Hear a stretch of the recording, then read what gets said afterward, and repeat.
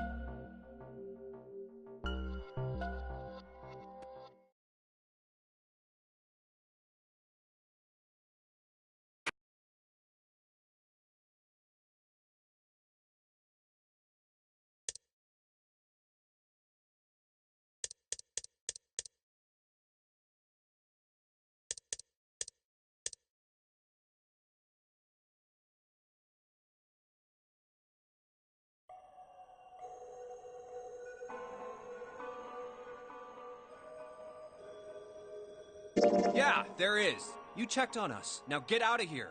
We split this stuff up for a reason. That's a lie.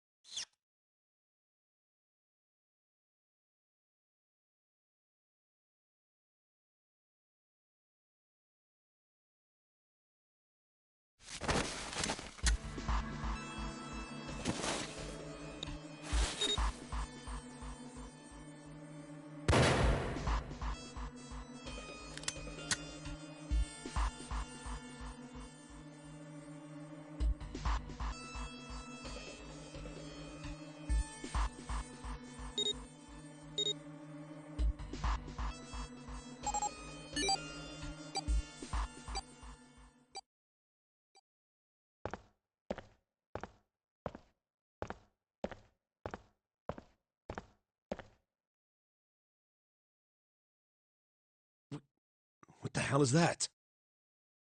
Shh, quiet.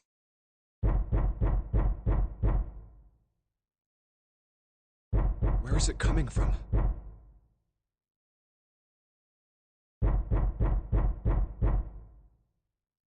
Could it be? Hey, I think it's coming from this coffin. You're right. Let's open it. But how? What are those muscles for? For show? You're telling me to force it open? Just shut up and try!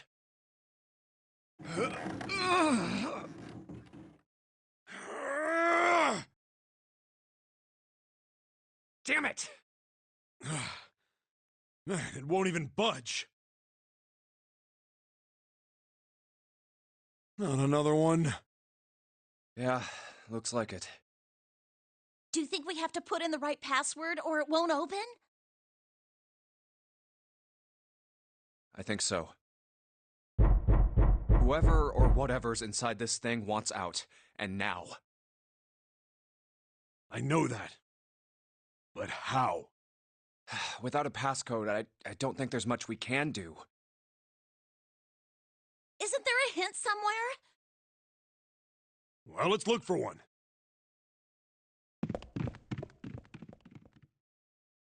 Ugh, there's nothing here. Not making this easy, are they?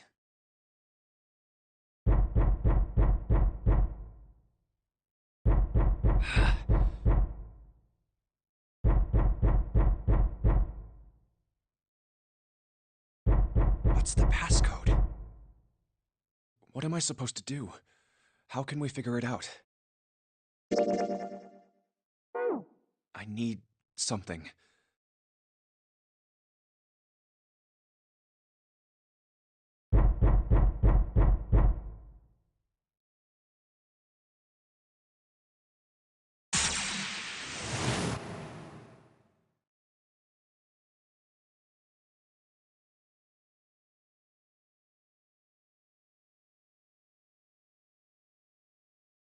Wait, what? What the hell was that? That voice? Huh? What? What's up? Huh? Oh, nothing.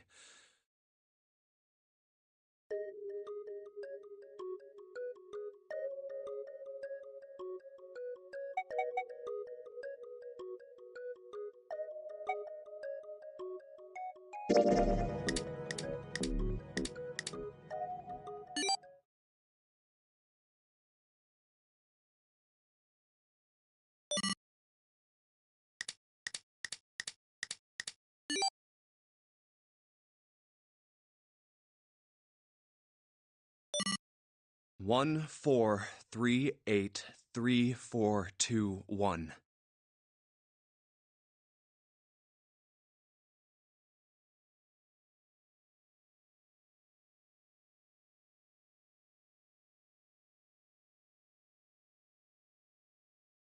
Huh? Huh? Hey, what the hell were those numbers? Oh my gosh, are those... Huh. 1 4 3 8 3 4 2 1. 1 4 3 8 3 4 2 1.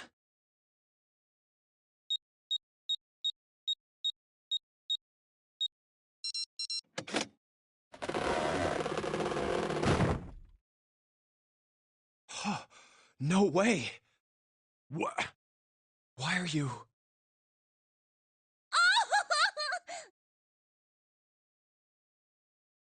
Oh? Is that you, Clover? I apologize for worrying you. Snake! You? Why? Junpei? And Seven? Is that you? Is everyone else there as well? Oh. Jeez. You're back! Gently now. My body's still a little weak. Oh, you're back! You're back! You're really here! Oh, you're back! Come now, what's gotten into you? You're acting as though I've returned from the grave. Not as though. You did. I really thought you were dead. Huh? You jerk! Idiot! Idiot! Idiot!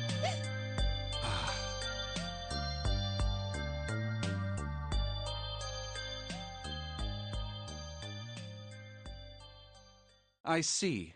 I believe I understand things rather well now, thank you. In the shower room, there is a dead body wearing my clothes. Because of that, you thought that I was dead, correct? Yeah. You also discovered a corpse in the captain's quarters, and Santa turned on you here, in this room. Do I have it straight? Well, the dead body in the captain's quarters is a surprise. Sorry, there wasn't a good time to tell you. Don't worry about it. Well then. I've got a pretty decent idea of what happened while I was indisposed, but it's still something of a mystery who did all this, and why. The corpse in the shower room that looked like me, and the corpse in the captain's quarters. Why were they killed in the way they were? You don't know? No. Why would I? The guy in the shower room. We don't know who he is, so let's just call him Mr. X. Anyway, this Mr. X is wearing Snake's clothes. But you're wearing some kind of weird robes. That means someone took your clothes and put them on Mr. X. We need to figure out who that was. I apologize, but I have no idea who might have done this to me. I only just now woke up. I was unconscious during all the events you just described to me. They must have undressed me and changed my clothes during that time. When were you knocked out? When we split up to look for the red. Where did they get you? Do you remember?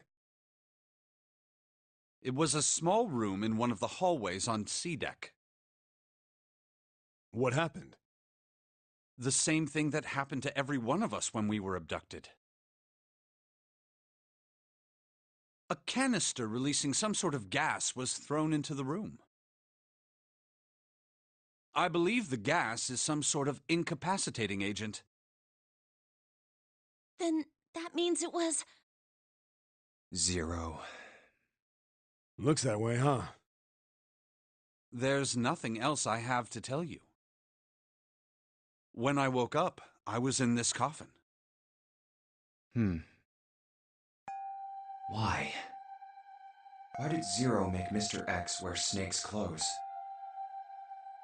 How would that benefit Zero? I don't get it. What the hell does any of it mean?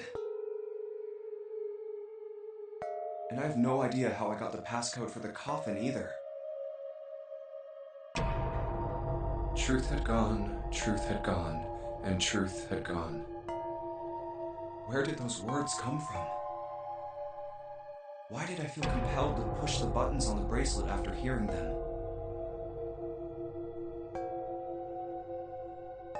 All I know is my fingers moved on their own. It was like I did it subconsciously. I don't get it. What the hell does any of it mean?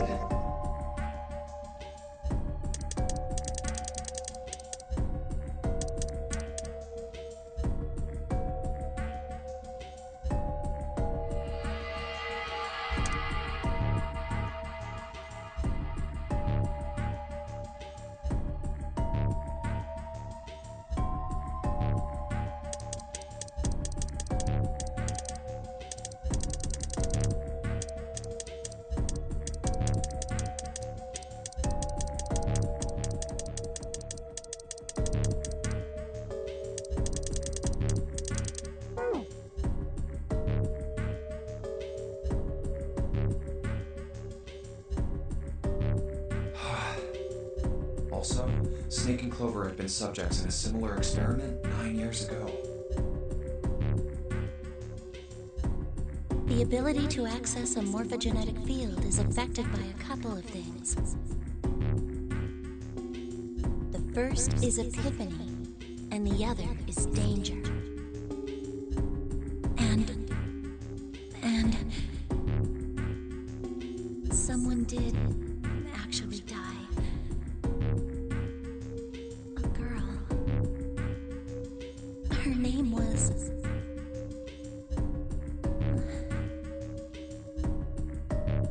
There had been another experiment conducted on this same ship 9 years ago, and a girl had died during it.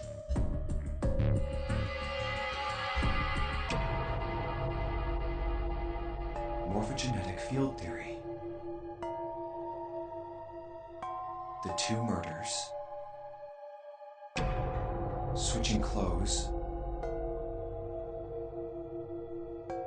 The nonary game.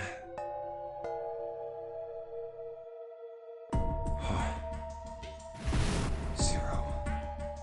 He's the ringleader. The person who trapped 9 of us on this sinking ship. Zero should know everything. If we can uncover Zero's identity, all of our questions will be answered.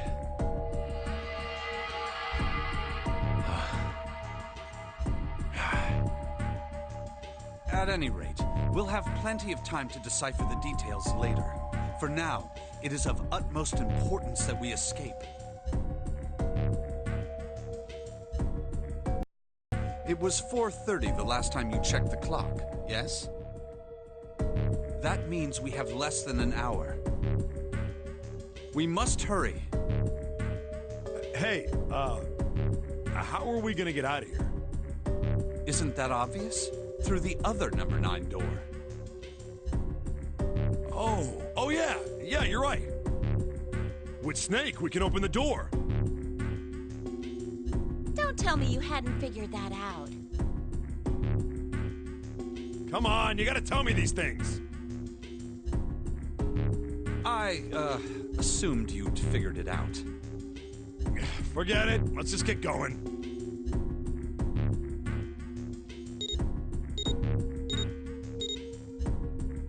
All right. You guys ready to go? Yes. Yep. Not yet. Huh? Before we go in, I'd like to check something. You want to check something? Yeah, but before I do, Seven, could you pull the lever? I want to make sure we can verify with just the 4 of us. What do you mean? We don't need... Just do it, all right? But if the door opens, don't go in yet, okay? Please, this is really important. I really need to check this, okay? Work with me here. Fine.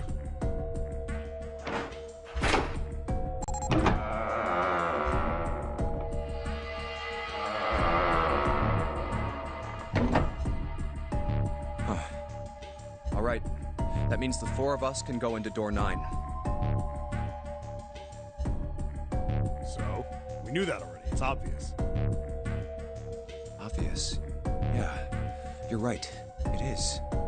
Now, what happens if we add Zero's bracelet? What? Zero's bracelet? Why don't you take it out, Clover? So you did know I had it. I picked it up because I thought it might be useful sometime.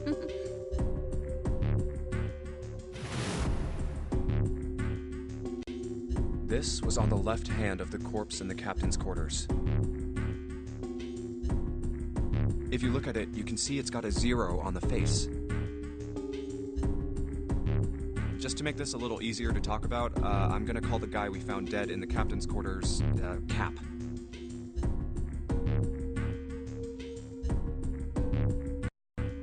And I should be able to open door 9 with just me, Clover, and his bracelet.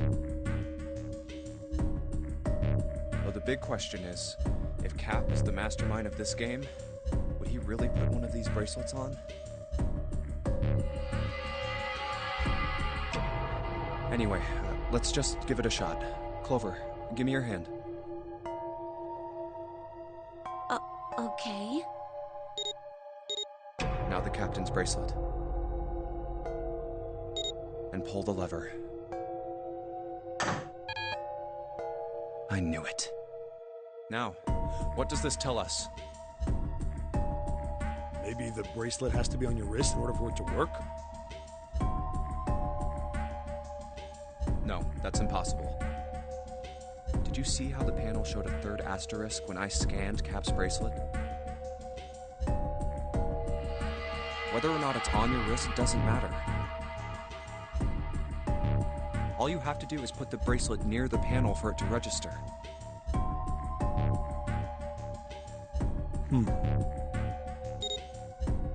Huh. Looks like you're right. See? So what does that mean? There's only one possibility. That bracelet isn't the number 0.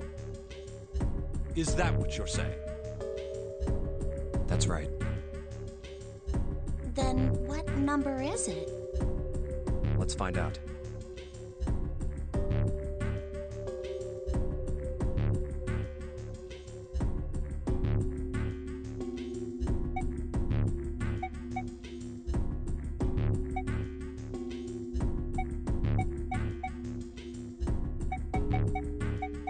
Let's try Snake, me, Clover, and Cap.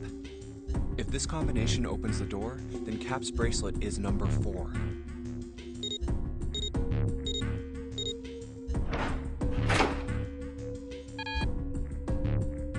It didn't open. So Cap's number isn't... How about...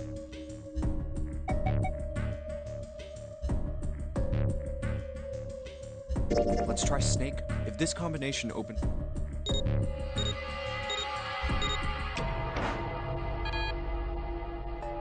It didn't open. So it's not. How about... Let's try if this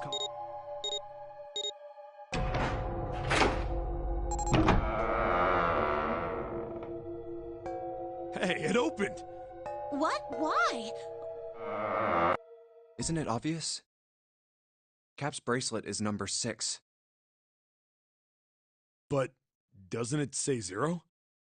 This isn't a 0. The symbol on here isn't a number 0.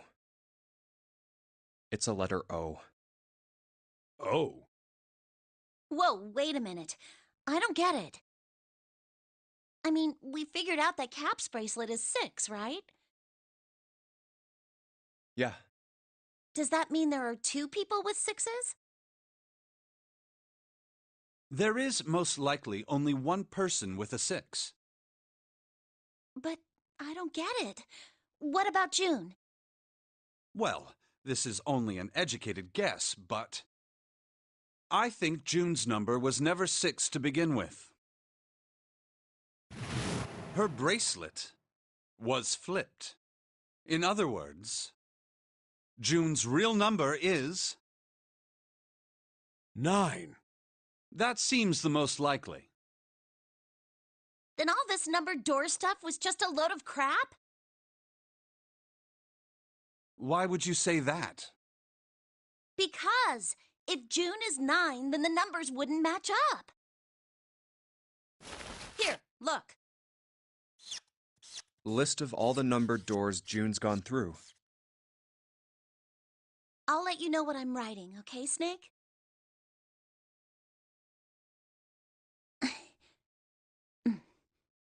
And that's everything. I wrote down which door she went into and with whom. And I wrote what all the numbers were. So if you switch 9 in wherever there's a 6, the numbers don't work. If the digital root is 7, then you can't open door 4. If the digital root is 2, then you can't open door 8. Clover, do you notice anything interesting on that list? What do you mean? You're talking about 3, right? 3? Santa's always in the room with her. That's what you're saying, isn't it? Yes, that's right. What about it? That's quite simple, really. You told me that the first time you came to this room, Santa was the first to refuse to leave June behind. Now, doesn't that beg the question why? Why would Santa do such a thing? The answer is easy. Because Santa can't open door 9 with only 7 in Lotus. Of course, there's only one reason for that. His number isn't actually 3. Santa's real number... 7? Would you be so kind as to modify my sister's equations? Yeah, sure. This is what you were getting at, right, Snake?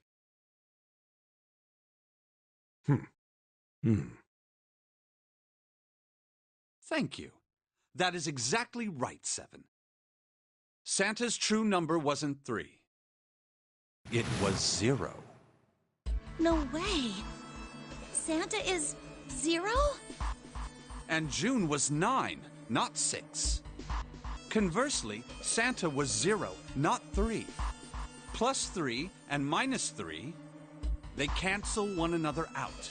Nothing appears out of order. Santa was still playing by the rules of the notary game this whole time. Precisely. So you're saying Santa planned this whole thing? I'm not sure if he acted alone or not. But I think it is safe to conclude that he is 0. If my hypothesis is correct. Snake's hypothesis. Something doesn't seem right. June's bracelet being flipped. Even if that were possible, that would mean there are 2 number 9 bracelets. And if that's the case... All right, that's enough talking. Let's go. It's high time we went through that door.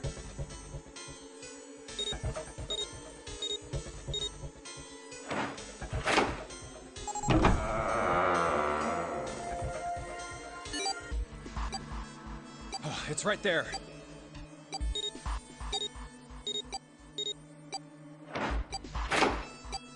Oh.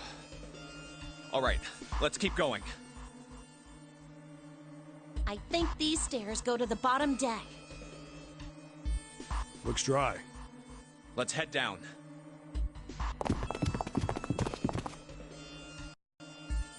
Hey, it's a... This is the Neptune symbol. There must be a key around here somewhere. Neptune key. I only have the Uranus key card. It's a different planet. Plus, it's the wrong kind of key. Let's turn around and go back for now. Yeah. Hey, another door. And a card reader this time. It's the Uranus symbol. This is the place.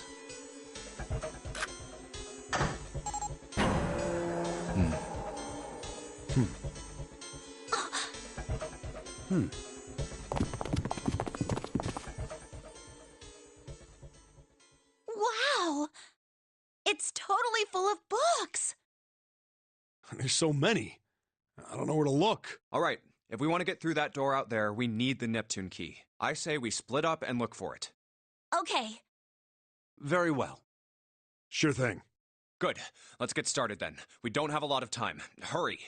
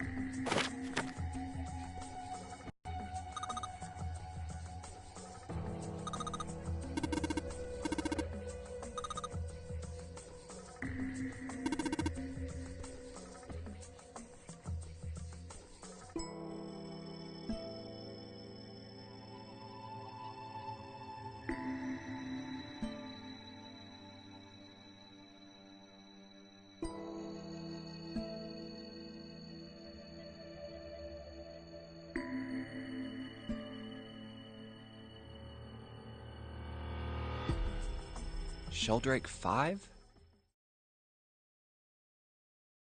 I think I saw the rest of this collection somewhere. Yeah, I think it was somewhere around here. Let's go take a look. Okay. Sheldrake. Have you heard of him? Sheldrake, I mean. Yeah, Lotus told me about him. There's a British biochemist named Sheldrake. He has a rather interesting theory, morphogenetic fields, which relies on the theory of morphic resonance. Really? From Lotus, huh? Well, Clover also said something to me about that stuff. She did? Yeah, what was it? The ability to access a morphogenetic field is affected by a couple of things. The first is epiphany, and the other. That girl. I told her not to tell anyone. You did? Well... Look, man, I didn't push it because we're in a hurry, but I'm kind of sick of this. How about you just tell me, okay? Tell you what? Don't give me that. About the experiment. Ugh. Very well, fine. I'll tell you everything. But not here. Let's move to the top floor.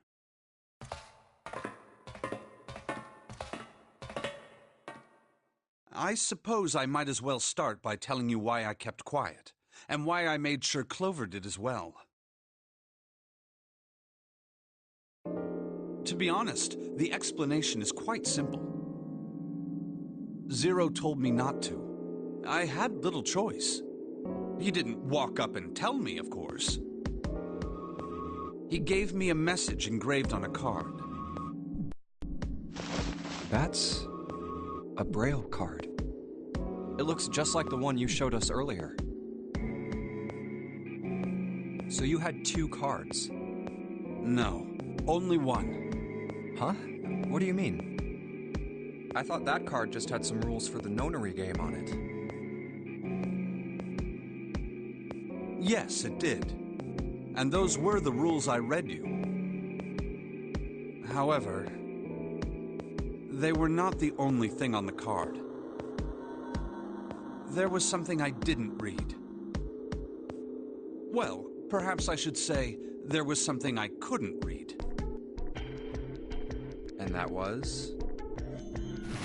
Tell no one of the events that took place 9 years ago. Tell, and I activate your sister's detonator.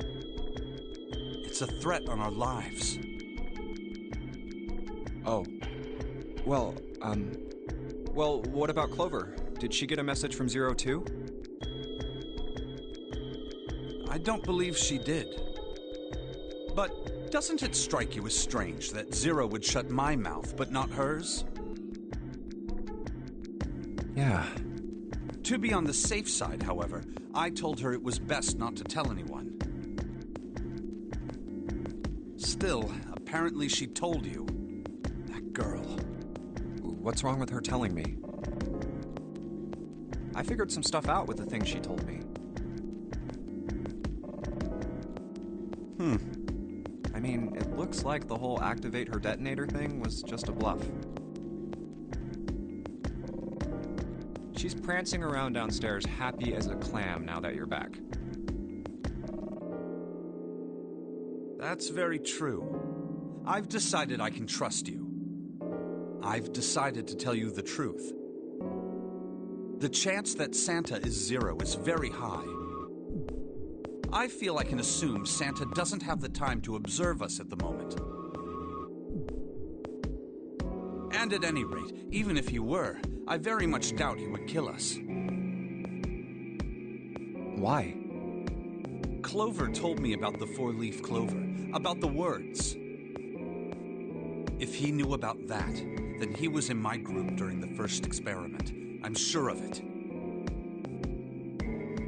He wouldn't kill us. No matter what the situation was. Hey, Snake? Yes, I know. You want to know what happened during the experiment. Yeah. How much do you know? Clover told me about...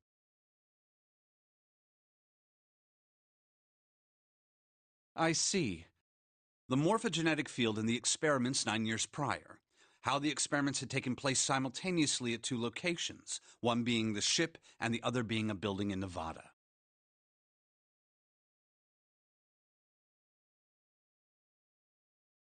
And the girl that died during the experiment. She told you all that, did she? At any rate, I now know how much you've learned. All that remains for us to determine is who did this and why, right? Yes. Can you tell me what happened? Yes. The people who organized the initial experiment were from a company called Cradle Pharmaceuticals. There were 4 of them running the show. Gentaro Hongo, Nagisa Nijisaki, Teruaki Kubota, Kagechika Musashido. Hongo was the CEO of Cradle Pharmaceuticals. Nijisaki was his right-hand man and did the lion's share of the planning. Kubota led the company's research and development division. Musashido was their majority stockholder. It was these 4 people who planned the initial experiment. Let me simplify it for you. Hongo designed it, and Nijisaki put it all together. Kubota developed the technology required, and Musashido provided the cash. So it's Hongo, Nijisaki, Kubota, Musashido. Of course, more than 4 people were required to conduct an experiment of this scale. To that end, they organized a top-secret team to assist them with their research. All in all, they gathered 10 people or so. Those 10 completed their team, and they were able to begin the project. They named it the Nonori Project. The purpose of the experiment was to research the prospect of controlling a human mind through sheer will. The vessel, I suppose you could say, for this control was the morphogenetic field. Why did the glycerin suddenly begin to crystallize?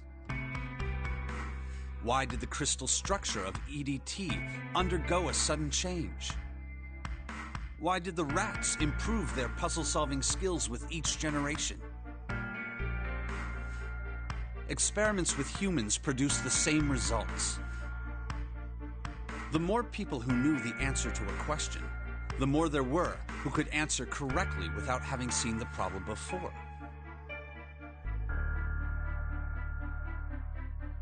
Why is that? How could it happen? The answer is that the shape of the answer has been stored in a field invisible to the naked eye. And through that field, the resonant event transmits information related to that answer. That's essentially the idea behind morphogenetic fields. But that's just a theory. Can't bring yourself to believe it? Yeah, Let's say someone killed another person because the devil told them to do it. Whether the devil exists or not has no relevance to the murder. They believe the devil exists.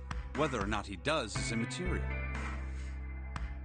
So what matters here is that Hongo believed in the morphogenetic field. That's right. But I still don't get it. You said they wanted to figure out how to control people. Right? That is what you were saying. Yes. So how are they going to do that with a morphogenetic field? I'll keep it simple. Let's suppose 10,000 people have solved a certain problem. The chance of you knowing that answer, even if no one has told you, will go up. Let's have another example, shall we? Say 1 million people were to do a handstand right now. Tomorrow, the chances of you doing a handstand would be higher, even if you had heard nothing of this hypothetical mass handstanding.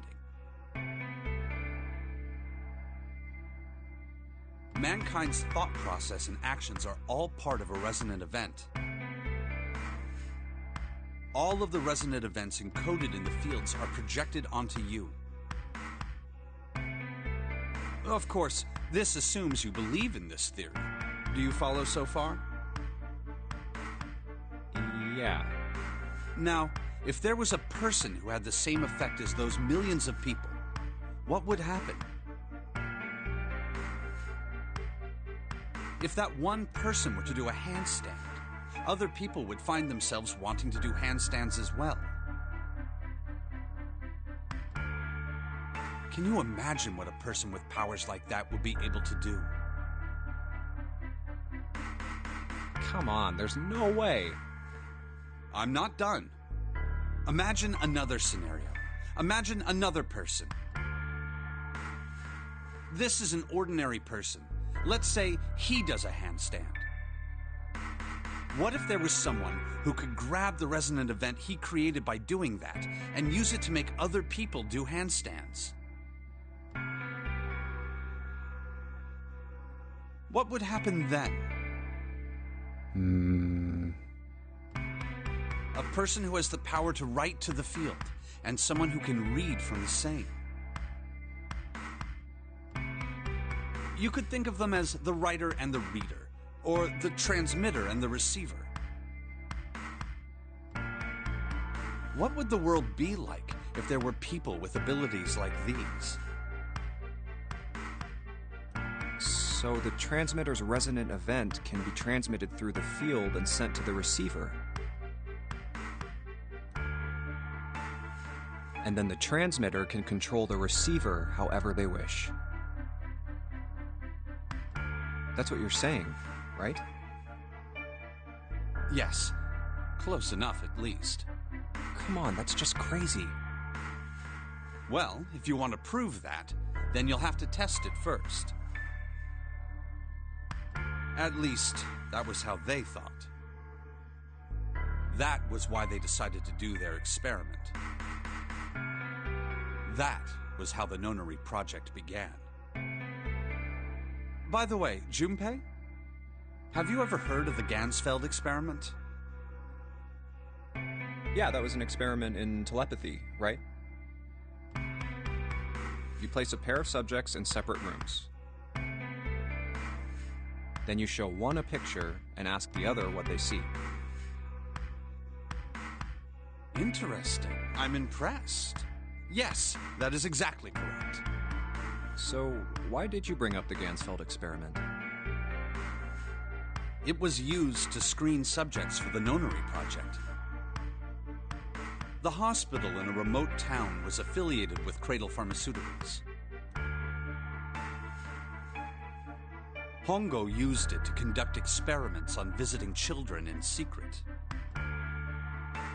Some of them, he found, had potential. He began to gather children that showed promise. Children that seemed as though they might be able to access the field. Of course, none of them volunteered. They were kidnapped. There were 9 pairs of siblings taken, for 18 children total. For reasons that were not fully understood at the time, each pair had 1 transmitter and 1 receiver. They were split perfectly. As such, the 18 children were split into 2 groups of 9. The children who were put into Group Q were the ones who excelled at transmitting. They were transferred to the mock experiment building known as Building Q in the Nevada desert. The children who excelled at receiving were put in Group A. Group A was then placed on the former hospital ship Gigantic. From the experiments he had conducted so far, Hongo had learned the following. There are two things that can increase one's resonance with the fields. The first is epiphany. The other is danger. Have you ever been faced with an especially difficult problem and thought about it very long and very hard until finally an answer suddenly appeared in your mind?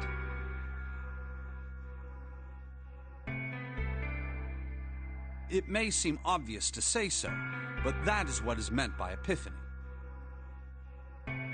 The information obtained through that epiphany can be easily transmitted through the fields, where it can be easily interpreted. Adding danger to that equation allows for even easier field access.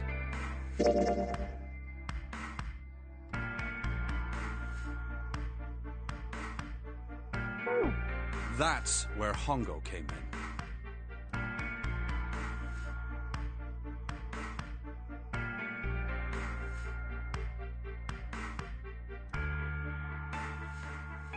They set up a number of puzzles across the Gigantic.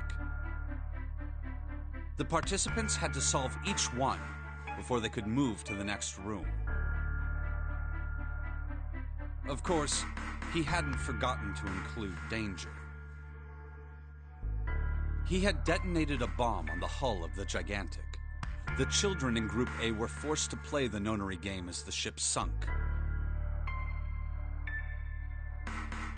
By forcing the children into a life-or-death situation, Hongo hoped to increase the likelihood of their tapping into the fields.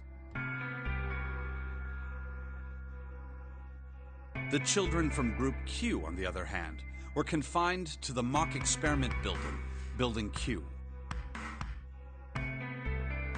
Building Q duplicated the interior and puzzles of the Gigantic exactly. Every detail was exactly the same. Hongo explained the situation to the children in Group Q. Solve the puzzles you find throughout the rooms. When you have the answers, transmit that information to the children in Group A. If you succeed, they will be able to solve the puzzles and escape. But if you fail, then the Gigantic will sink, and your brothers and sisters will drown. Those were his orders. Do you know why the astronauts of Apollo 13 were able to return to Earth safely? It was because NASA had access to a replica of the Apollo 13 capsule. All of the equipment, the instruments, everything. All of it identical. Everything was just like the real Apollo 13. NASA was able to replicate the situation the astronauts found themselves in. By putting themselves in the same situation, they attempted to solve the problems the astronauts were dealing with. Once they found solutions, they reported their findings to the men aboard the actual capsule. That was how they were able to return safely. It was the same with the Gigantic and Building Q. The children from Group Q had to use the power of epiphany to solve the puzzles they found and transmit what they learned through the fields. The children in Group A, however, they had to access the fields to learn how they might advance to the next stage. That is the simplest explanation I can manage. Hey, Junpei, Snake! How much longer are you two gonna sit around on those bony asses? Get down here already! He's right. Let's go, shall we? We don't have much time. We need to get out of here, and soon. Hold it. There's one more thing I want to ask you. Are you sure that there were 18 kids? Why? Well, I thought it was only 16. Oh, yes. That was what they said on the news, wasn't it? Yes, I have no doubt that 18 children were abducted and used in Hongo's experiment. After all, you couldn't exactly play a nonary game with any less, could you? Well, yeah, but are you saying that the news got it wrong?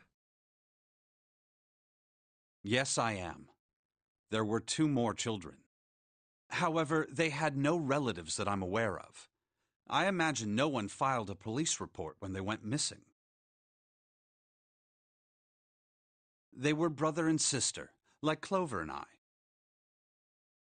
The brother's name was Aoi. The sister's name was... Her name was Akane. That was the girl who died. Wait. Akane Kurashiki died 9 years ago? Then, who's June? No. That's impossible. It can't be true. Akane isn't that uncommon of a name. If Snake had known her last name, that's a different matter entirely. So they share a name. A lot of other people do too. It doesn't mean anything. There was someone else. Of course it was. It has to be. Is something wrong, Junpei? Your breathing sounds strange. Oh, no, it's nothing. I'm fine. Let's get back down there, all right?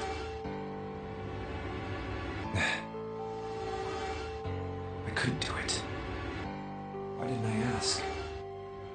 What's her last name? I just couldn't get the words to come out.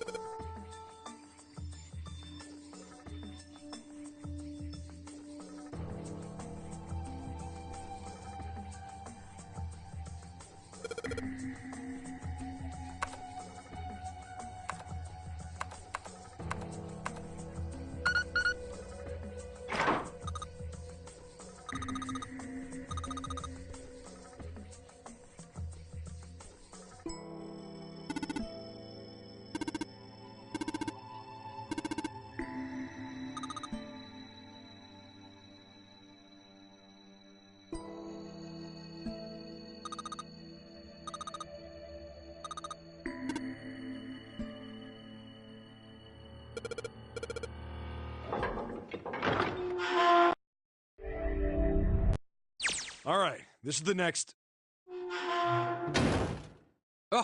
Did that just close on its own? Don't tell me we can't go back. I don't know. Let's see. Damn it. It looks like it locks automatically. Is there any other way out? Well, there's another door over on the right. It's got a red light on it, though, so I'm pretty sure it's... But there is a car. Yeah. Then perhaps if we find a key card. Well, yeah, that... Hey! Wait a minute. Are you saying we're gonna have to search through this... Oh.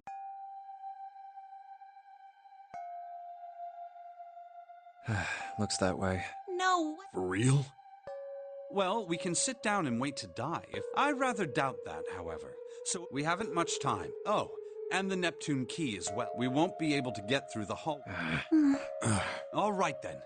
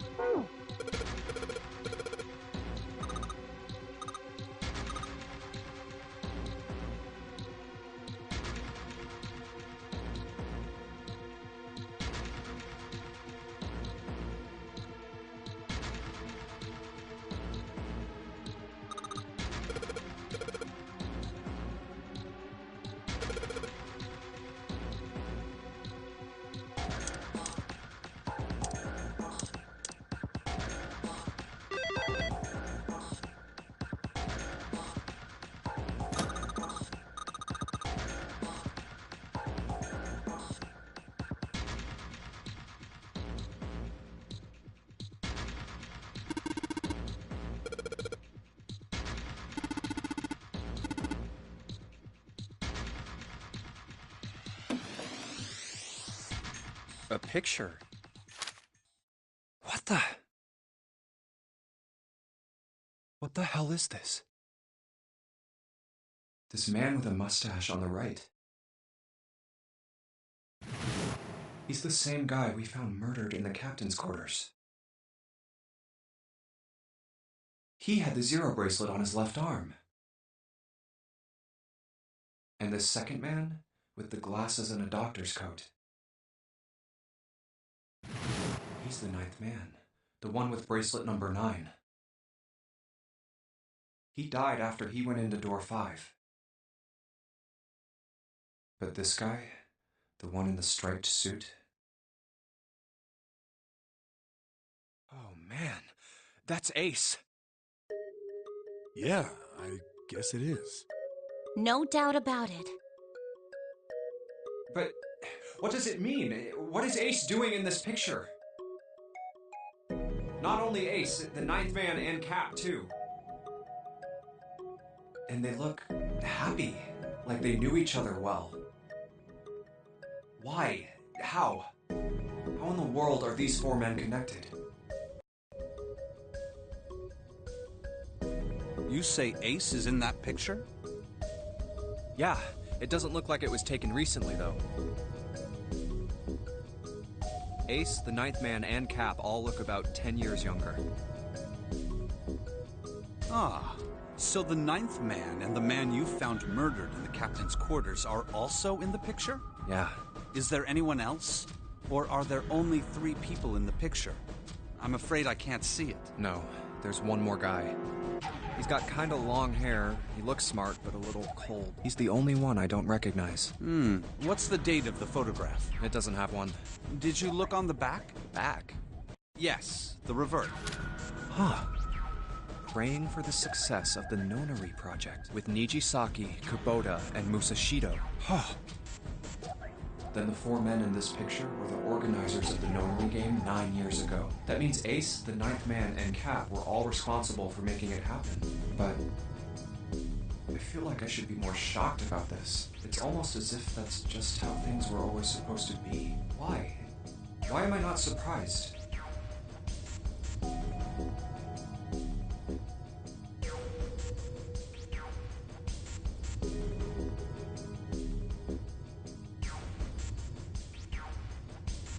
Ace was the one in charge of the Nonary project, but...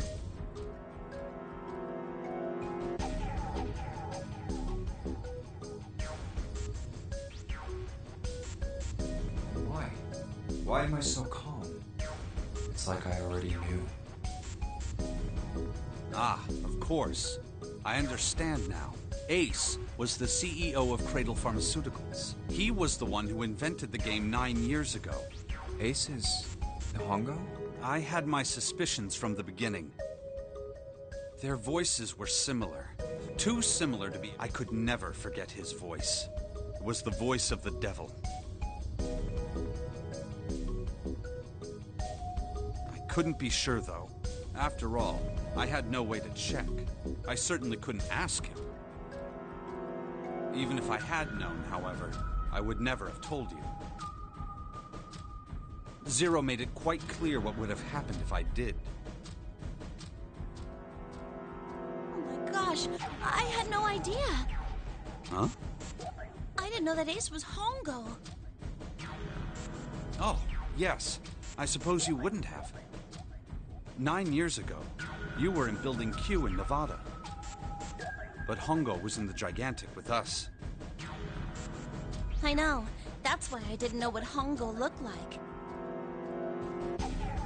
But why? Why didn't you tell me? I mean, I'm your sister, right? You could have told me. I'm sorry. I apologize for keeping this from you. But if I'd told you, Clover, I would have told everyone else. And if you did, then I would have been forced to tell them about what happened 9 years ago. I had to prevent that. Hey, Junpei. You think I could borrow that picture for a sec? Sure. Hongo, Kubota, Nijisaki, Musashido. Hongo, Kubota, Nijisaki. Hongo, Kubota, Nijisaki. Hey, Seven, do you... Shut it! Just be quiet. I'm this close to remembering. This close. Hongo, Kubota, Cradle Pharmaceuticals. Nonary project. Shit. What? What's wrong? Holy shit, this is nuts. What's nuts? I remember Remember what? everything. Everything? Yeah, I remember all of it. My memory's back. I remember what happened before I got snatched. What? Let me tell you what happened. Like Snake said, Ace is Hongo from the right. The other 3 are Musashido, Nijisaki, and Kubota. Musashido was the man with the cash. Nijisaki was Hongo's right-hand man. And Kubota developed the actual technical details of the experiment. How do you know all this? Come on, man, I told you, I finally got my memory back. No, that's not what I mean. I'm trying to ask you why you knew all this stuff in the first place, before you forgot it. You really want to know? Of course. Me too. This is gonna take a while. Hell, it'll probably take me a good 3 days to tell you everything. Well, we don't have 3 days. Just give us the short version, all right? Short version, huh? Alright, fine. I'll give it a shot. No promises, though. I'm a detective. It's a little awkward to say this about myself, but you could probably consider me a lone wolf type. I hold to my own code, as I think doing what's right is more important than doing what you're told. That's why I followed my gut that night.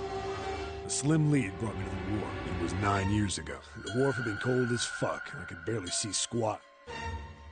I was investigating a mess of kidnapping. It all had one thing in common. A hospital under the management. My investigation had turned up evidence that after a little sweet talking, I managed to find my source told me this. Tonight, a ship is set to take the children to a large passenger liner docked offshore. So I headed to the wharf. In the shadows, I searched the harbor until I found it. There was a bunch of movement, men in black suits, men with bags. There was no doubt about it. I moved before I realized it. I came out of hiding with my gun already in my hand. Don't move. I felt metal touch the back of my head. Drop the gun. I could kill you right now. Just tie an anchor to your feet. How would you? I kept digging the cold metal thing into my skull. There was nothing I could do. Then suddenly, there was a sharp pain in my... A drug? That was my last thought. My face hit cold concrete. I was out like a light after that. I woke up on a hard floor. Damn it. Shit, my head hurts. I did a quick once-over of the room. Where am I? A small, shabby bed, a dirty sink. A toilet with no privacy. I'd seen it countless times as a cop. I'm in a cell. Facing the toilet was still pretty... I pushed it. Not like I threw myself. I knew. I gave up and made my way. I sat there for a Then, the voice was far away, but I could. It was pretty high. Huh? No. Where? I pressed my ear. No, that's... Left. I hauled on the... And the bed had hit. I dropped flat, but I knew. Hold up. But then when... Tonight, a ship is set to take the children to a large passenger liner docked. Whoa. It didn't matter. I checked out the metal. I stuck my finger. And then...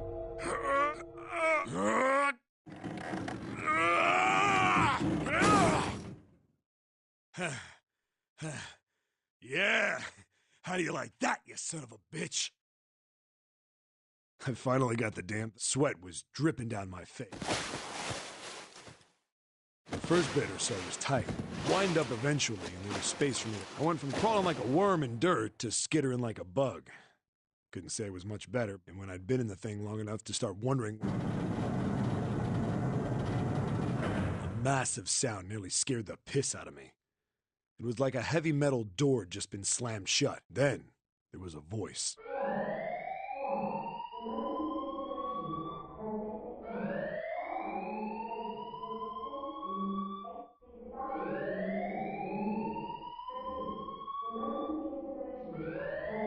What? I wasn't sure what it meant, but anything with incinerator was bad. Then, almost as if that was a cue, I heard a mess of young-sounding voices. A bunch of them were straight up screaming in terror. And all the sounds together made a howl that made the hair on my neck stand straight up. Damn it! What the hell is going on here? I scrambled through the duct as fast as a giant racket, but I didn't care. I soon found a metal door on the left side of the duct. The kids were screaming on the other side. I found it. I yanked the handle and threw the door open. I almost ripped the metal off its hinges.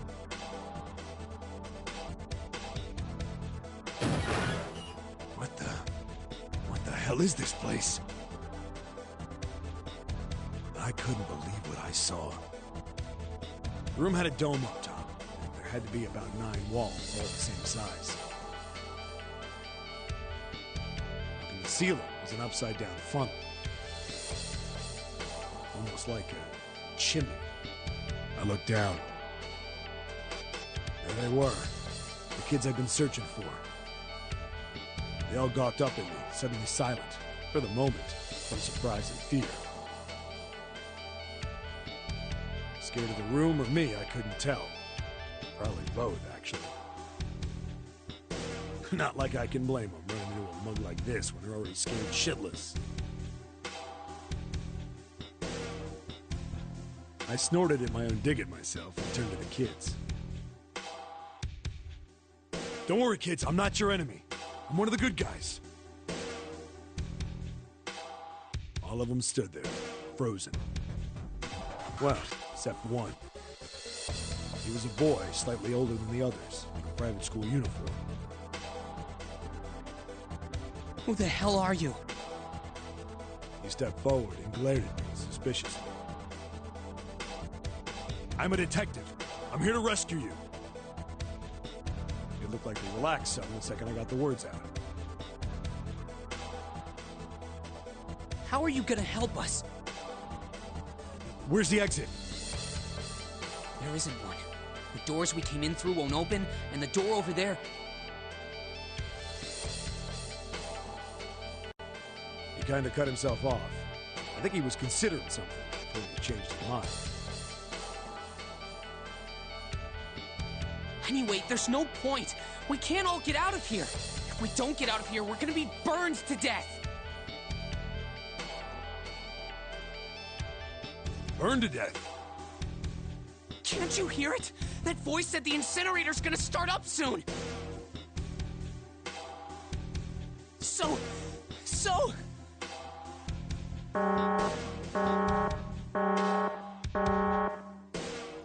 The voice spoke again. Incineration will begin in 15 minutes. They only had 15 minutes. I looked back down at the kids. Looks like a good 20 or 30 feet to the floor. No way I can pull them up. Too big of a distance for any of us to reach. What the hell was I gonna do? But then I got an idea. Wait right there. I'm gonna be right back. What? Where is he going? Are you just gonna leave us here? They just got frightened again. I'm not the best at that kind of thing, but I try to reassure them with a smile. Don't worry, all right? I'll be back, I promise. So just stay calm and wait right there. Got it? I didn't wait to hear them respond. There wasn't time. I had to hurry. Well, as fast as a guy could on his hands and knees. Didn't take me long to get back to my cell. Still no way out of there, but I had a plan. I needed something from the room. When I got it, I dove back into the hole and took off towards the incinerator. Then... Sorry to keep you waiting, guys. I tipped out the doorway and dropped down the rope I brought with me.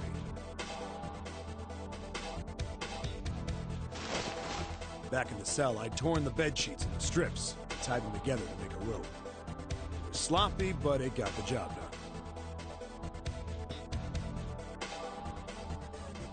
All right, just tie that around yourself, okay? I'll pull you up one at a time.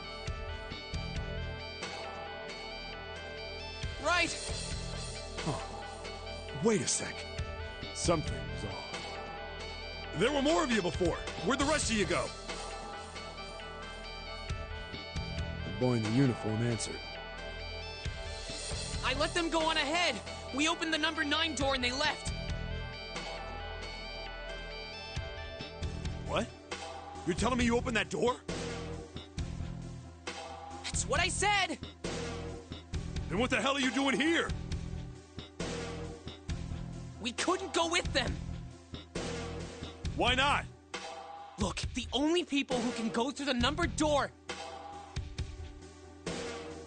He was in the middle of explaining when...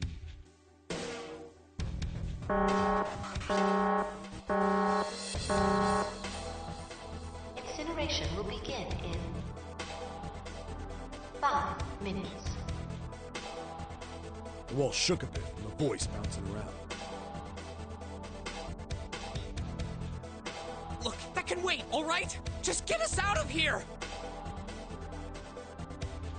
Right! I grabbed onto the rope.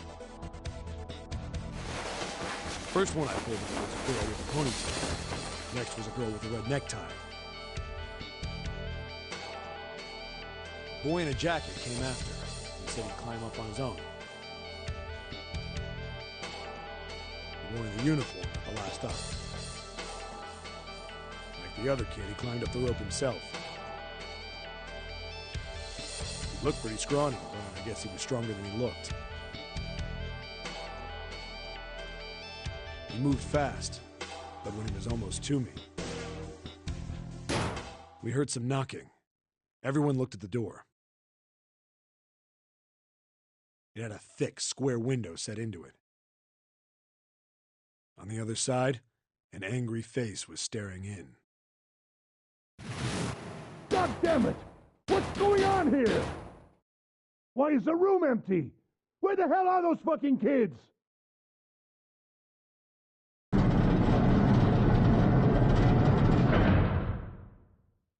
The door opened, and a man stepped in looking half mad with fury. I recognized his face. I saw him many times in photos during my investigation. The man's name was Gintaro Hongo, the CEO of Cradle Pharmaceuticals. Hongo saw the boy hanging from the rope. Yeah! It was like he was an animal. He lunged for the rope. Hurry! I know! The boy in the uniform booked it up the rope.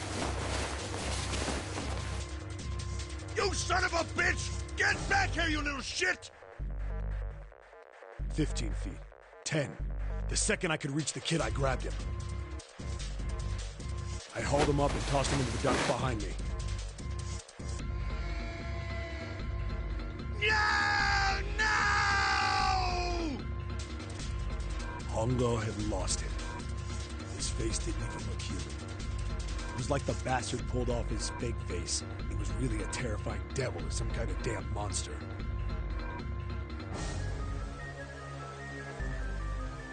I quickly reeled in the rope, leaving a furious Hongo yelling at me from the floor. You fucking bastard! You won't get away with this! How dare you compromise this experiment! Experiment? What experiment?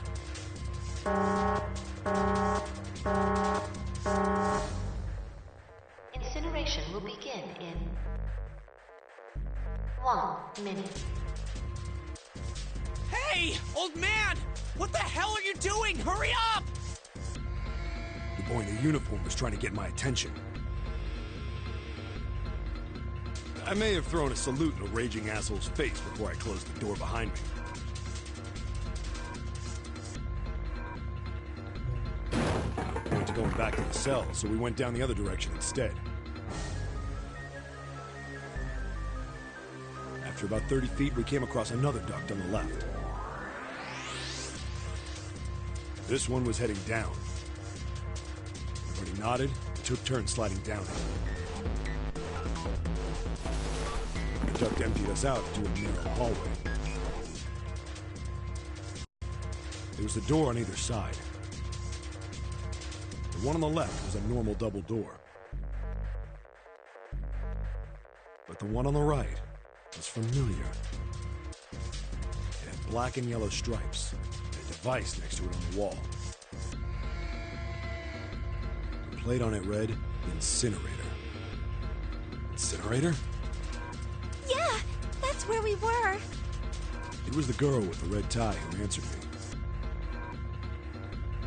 We were inside an incinerator? Yeah, Hongo might still be there. It looks like it's been shut off, though. Wait, what? If he's still in there... Yeah, that's not good. That meant we better. We gotta get out of here. Go to the other door, hurry! The kids started running, and I was close on their heels. On the other side of the door was a large spiral staircase. Run! Didn't need to tell them twice. Up and up and up. Feet pounding the steps. Our arms pumping fast. Round, round, round. The devil was on our tail. The stairway kept going. We passed a couple of landings when the boy in the uniform suddenly spoke.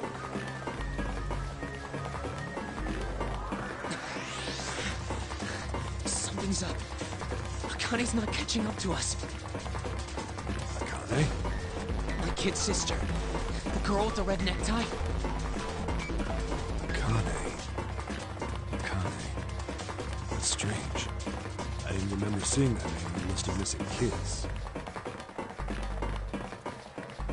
Hey! Akane! He kept his hands around his mouth and yelled.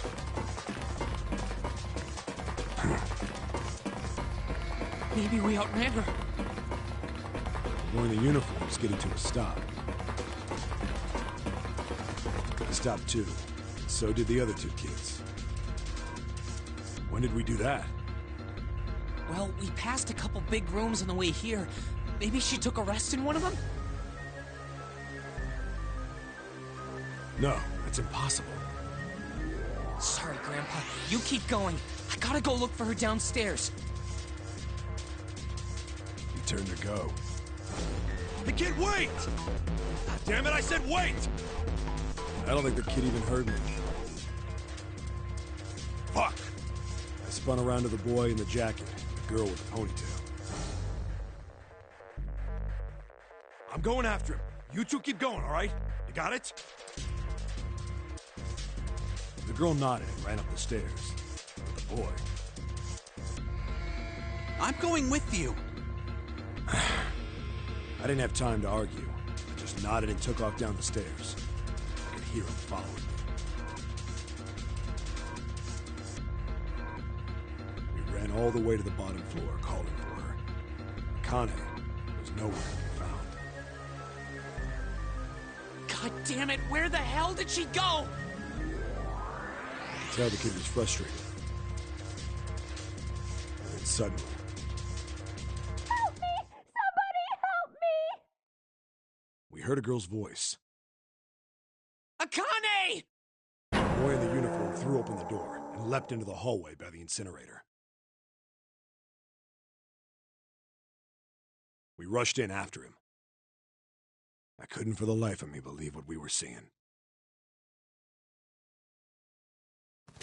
That bastard Hongo had Akane by the arm and was forcing her into the incinerator.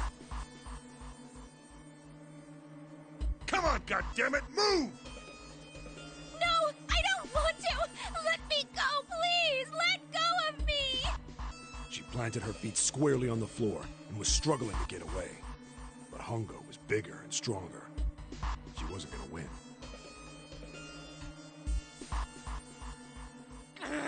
Akane! My brother roared with anger and charged toward Hongo.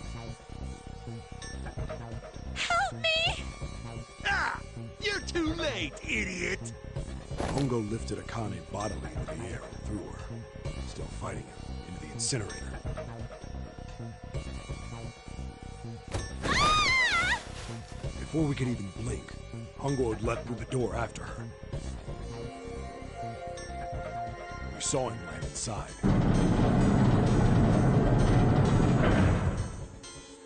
And then, the door slammed shut. We ran to the door. We did everything we could think of to get the thing open. But... Ah! Fuck! It's no use! The goddamn thing won't move an inch! He started slamming his fists against the door. He was close to shattering his knuckles with how hard he pounded on it.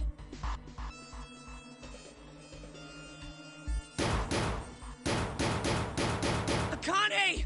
Akane! Are you okay? You came back! Her voice was muffled, but all of us could hear the sheer terror in it. What should I do? I think I'm trapped in here! Where's Hongo? He went out the other door! What? Warning. Warning. Emergency incineration command has been acknowledged. Automatic incineration will take place in 18 minutes. Please evacuate the incinerator immediately. Repeat. Emergency incineration command. You fucking kidding me? It's the same damn thing! Are you there? Yeah, we're here. Just hang on, all right? We're gonna figure out a way to save you. His words would have seemed like a sick joke to her if she'd been able to see how white and bloodless his face was right then.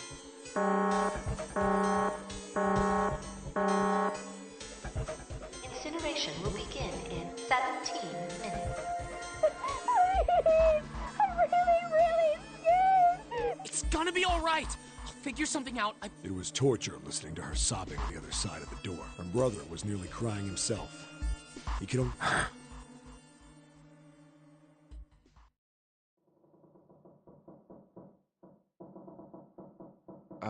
What happened then? Come on, man. Put yourself in my shoes. It doesn't end good. You think I want to remember that? Then... Yeah. Shit. If I'd known it was gonna be like this, I almost wish I hadn't remembered. Hey, are you sure? Huh? Look, I don't want to ask this either, but there's something I don't get. So if you could just tell me, did that girl, Akane, really... Yeah, I'm sure. There wasn't anything we could do. After a while, the countdown ended. And we heard something... burning.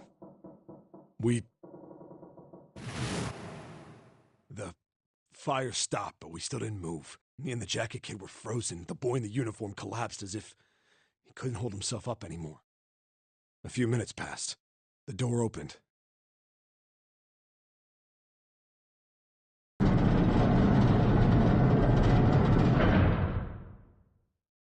The boy in the uniform tripped over his own feet. We followed. The air in the incinerator was hot. Every breath made my lungs feel like they were on. It was like standing on hot asphalt. And in the middle of the... there it lay. The kid's legs were shaking so bad. Finally, he reached it. He fell to his knees as his legs gave out on him. And then...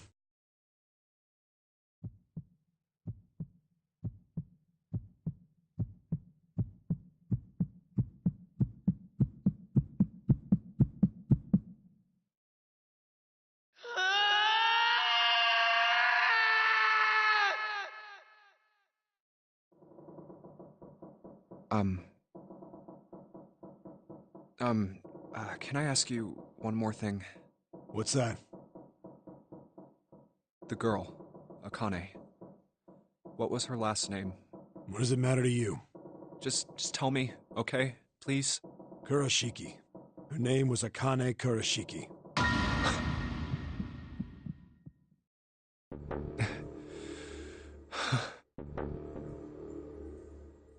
You were there that day, weren't you? The tall kid in the jacket. That was you, wasn't it? Yes, it was. You are correct, Detective. Don't misunderstand me. I told you before how Zero threatened me. There was nothing I could do. I couldn't say anything about what happened 9 years ago. So you're saying you're not working for Zero, right? Of course not. Clover, what about you? Hey, come on! You really think I'm working with Zero? I told you before, you idiot! I was in Nevada, in Building Q. I did hear that a detective rescued the kids on the boat, but... I didn't know it was you!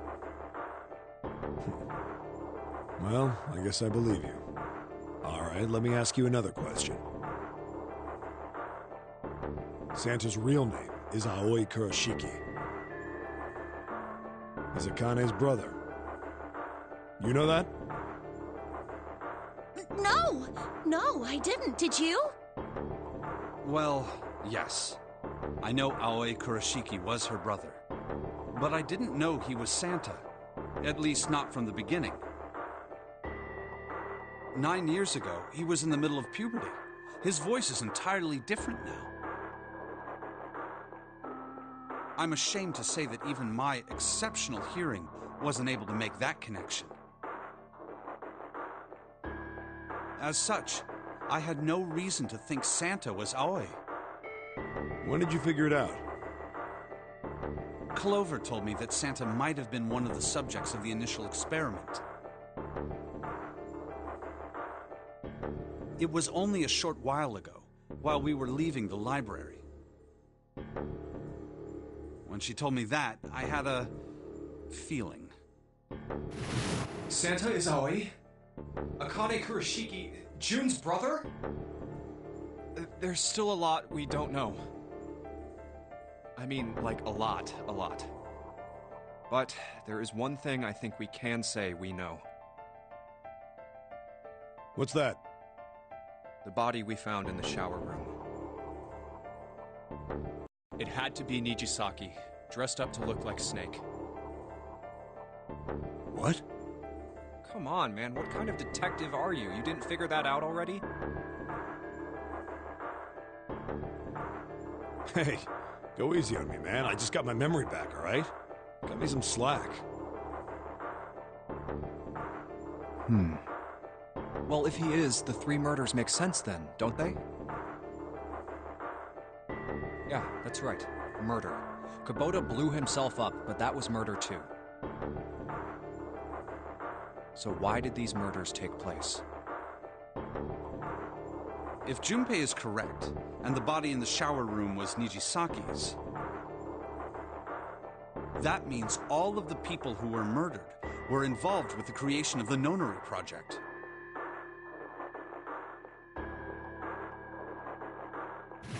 Kubota, the person who conducted the actual experiments. Nijisaki, Hongo's assistant. Musashido, the man who financed the project. You mean this was all just revenge? Santa is Zero. He's getting revenge for the death of his sister. That's why he killed them. No, I don't think Santa actually murdered anyone. If I'm right, then it's not hard to figure out who the next victim's gonna be, is it? I'm pretty sure I don't have to tell you. Yes. Yep. Right. The next target will be Gentaro Hongo. The person who planned the Nonary Project. In other words, Ace. What? What's going on here? It must be 6 a.m. Our time is up. Shit! Come on, we need to get out of here. How? I'm betting this sucker opens the exit. Come on, let's go.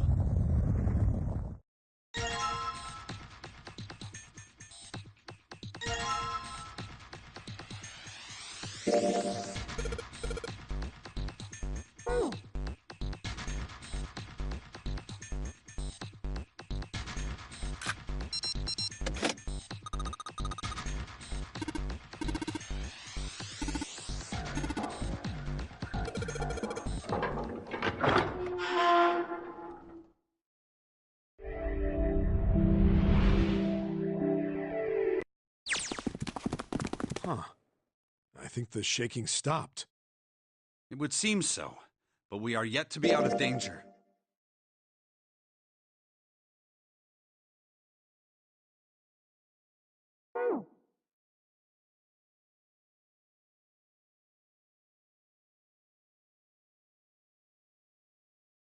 You're right.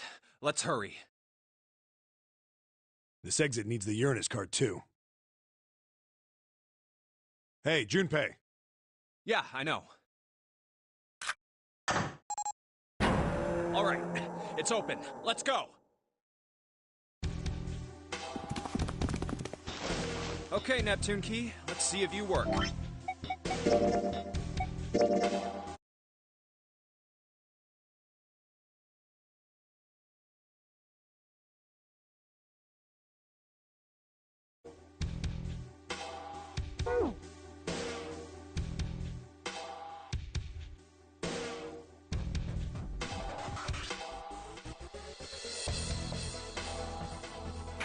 Yes! I think it unlocked. It says incinerator. So this is the incinerator. This is the first time I've seen it from this side, but yeah, I think so. Then there ought to be a lever near the door. Yeah, right here. Pull that and the door should open. Got it.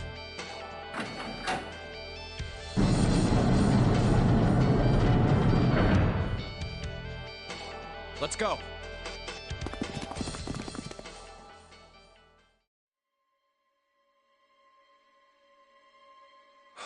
What the hell is going on? What's wrong? Are you okay? Jumpy, you came to get me. Of course I did. I made a promise. I'm so glad you're here. So glad. Hey, what happened to you? I'm fine. I just fainted. I wasn't feeling very good. I'm feeling a lot better now, though. Are you sure? Yes. I just need to rest a little longer. I'm sure I'll be fine. You shouldn't worry about me. Santa. Hey, where is it? Where's the gun? You hide it somewhere? I don't have it. I got sucker punched and they took the gun. What? Who took it?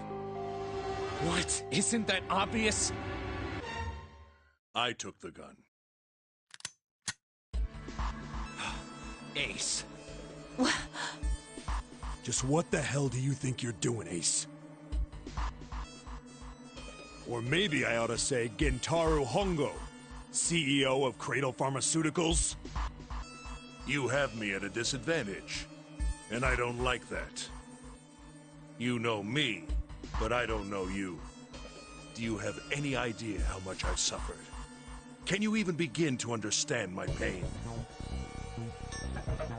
The pain of prosopagnosia, right? Another irritating insect. And how do you know that, Good question. No matter. If you don't want to answer, it makes no difference to me. This is a waste of time anyway. It's time for me to go. First is 1. Give me your hand. 8. And with this... 9. The ninth man. Kubota's bracelet. I believe I've won this game. I've had quite a time playing with you. I must thank Zero, I suppose. Wait, what? Ace doesn't know who Zero is. What the hell are you planning, Santa? At any rate, this game ends now. I will escape, and the rest of you will have a slightly less pleasant ending. I suggest you enjoy your final moments. Goodbye. Wait! What? Why isn't it opening? One more time. Now open!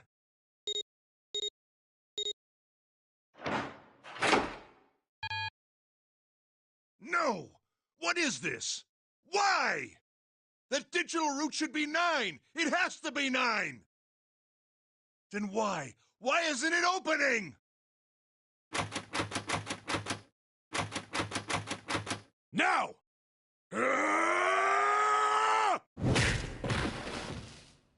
No! Oh.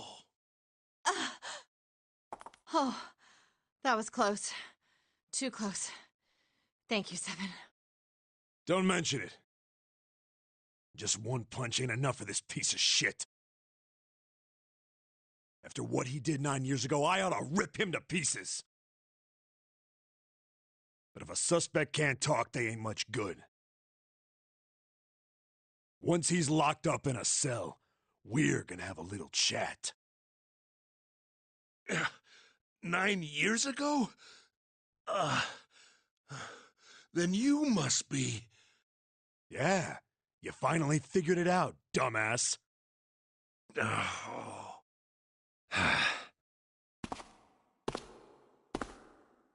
Ace, you killed Kubota, Nijisaki, and Musashido, didn't you? Wait, Nijisaki? Oh, right. You don't know yet. All right, we'll just go through them in order then.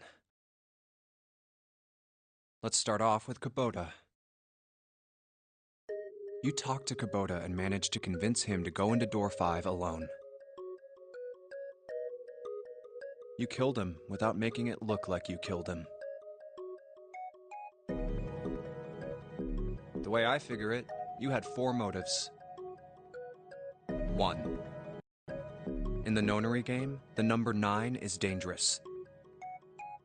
Whoever had the 9 bracelet could join whatever team they wanted. Adding 9 to any number doesn't change the digital route. Which means that number 9 could do whatever they wanted. You wanted to remove that threat as soon as possible. 2. You wanted the number 9 bracelet for yourself, so that you could make use of its power. In fact, you did use it in the murder of Nijisaki. 3. Even if his number hadn't been 9, Kubota was a problem. He knew your past. He knew what had happened 9 years before. You needed to silence him before he told anyone. 4. But last, and perhaps the most disturbing, you used Kubota as a test. You wanted to know how serious this Nonary game was. Was it truly life or death, or simply a harmless prank? You convinced him to break the rules so you could see what would happen. That was why you killed Kubota, but he was only the first.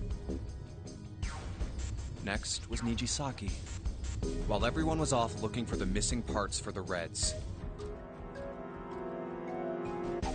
you ran into Nijisaki near the big hospital room. However, because of your prosopagnosia, you didn't realize he was Nijisaki.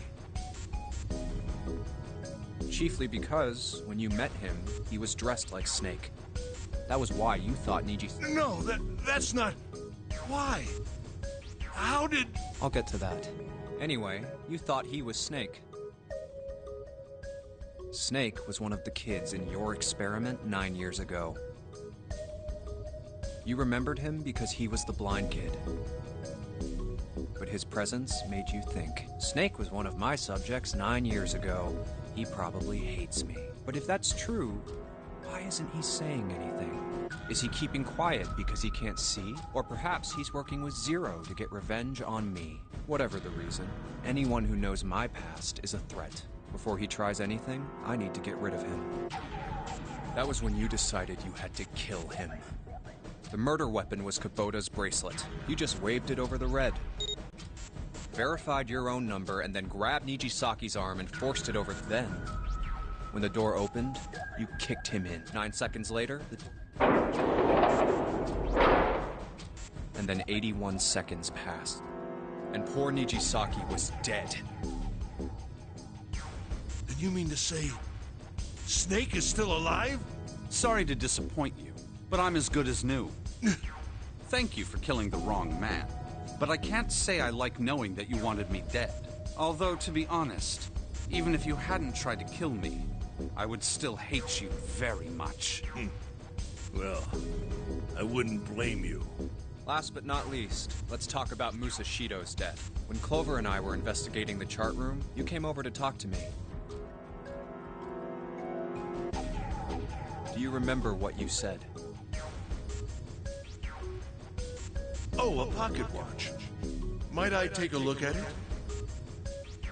I handed it to you, and you left the room. You had been in charge of the Nonary project. Of course you would have known the solution to every puzzle. Which would mean that you also knew how to get out of the wheelhouse. All you had to do was place the watch in the indentation on the door to unlock it. With the door open, you could enter the captain's quarters. Musashido was there. Conveniently placed next to him was an axe that practically begged you to kill him with it. You picked up that axe and buried the blade deep in the other man's chest.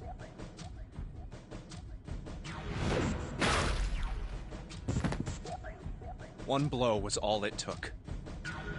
And then you returned to the chart room as if nothing had happened. There was something I wanted to speak with you about, Junpei. Could you come with me for a moment? I had no reason to say no, so I followed you to the wheelhouse. When we stepped inside, remember how you slipped your hand into my vest? You pulled out a piece of paper, the one I used to cheat during the vote. But that wasn't really what you were after. Your true purpose had been to slip the watch into my pocket. It wasn't a very good plan. Had way too many holes, and someone saying the wrong thing could have brought it all down around you.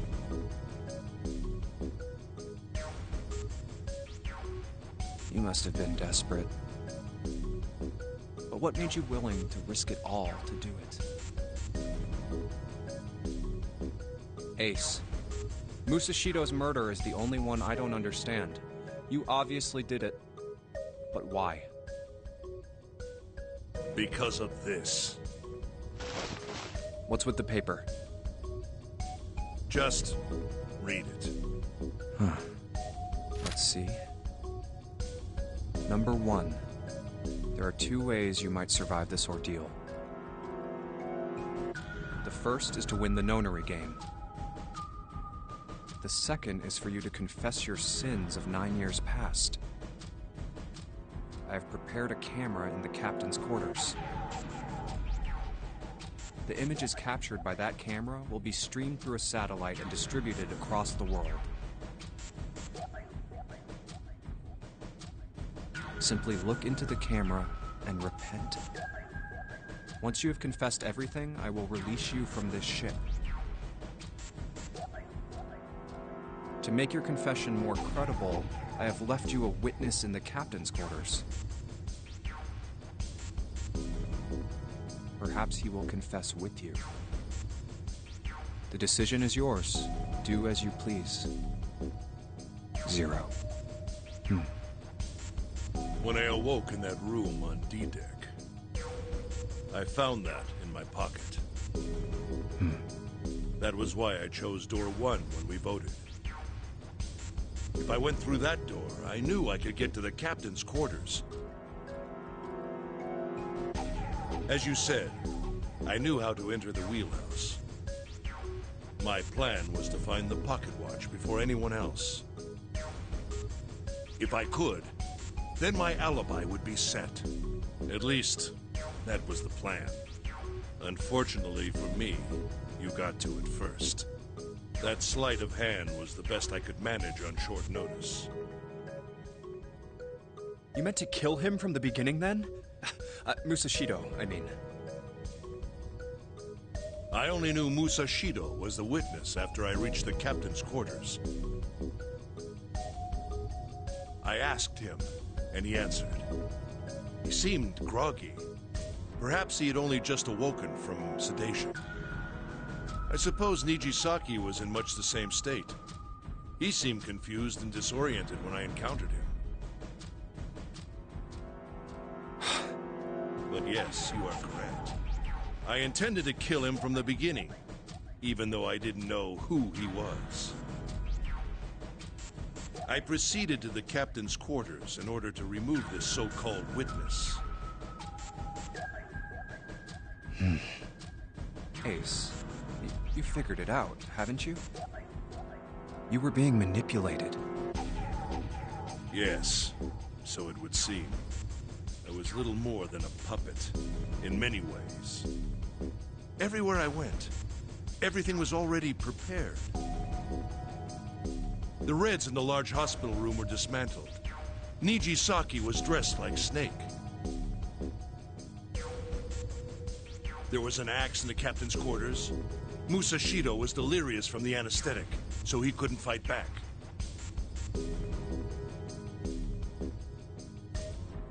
Nijisaki as well. In retrospect, I can't understand how I could have fallen into such a simple trap.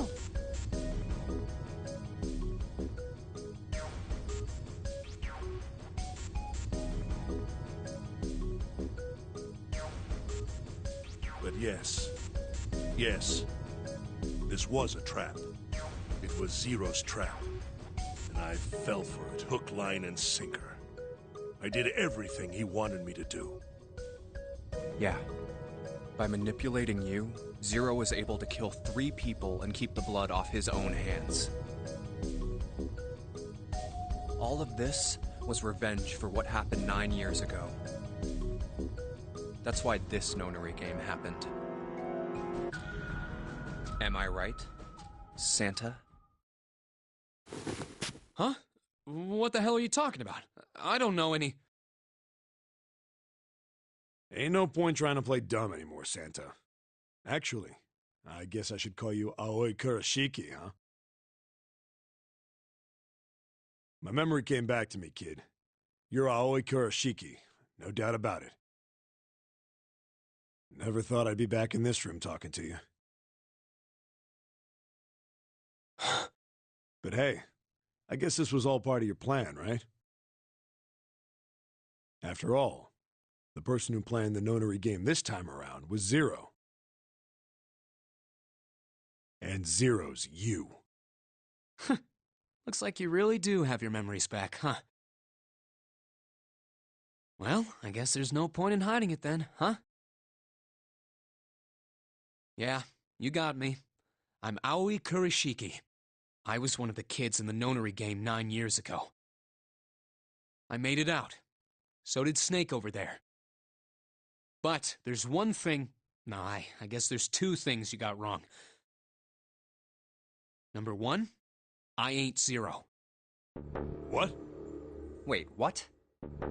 Sure, I was helping Zero out, but I'm really more of an assistant, like a secretary. But an assistant's only an assistant. I didn't come up with all this. All I did was follow Zero's orders. Then, if you're not Zero, who is? Calm down there, Junpei. Didn't I say 2 things? You made one more mistake. Junpei, you just said, all of this was revenge for what happened 9 years ago. That's why this Nonary game happened. But that's not it. Revenge isn't the only purpose. There's another reason you guys were playing the Nonary game. To save someone. Save someone? Right. You were brought here to help my sister. To save Akane. What the hell are you talking about? Akane Kurashiki died 9 years ago in this room. I was there. I saw...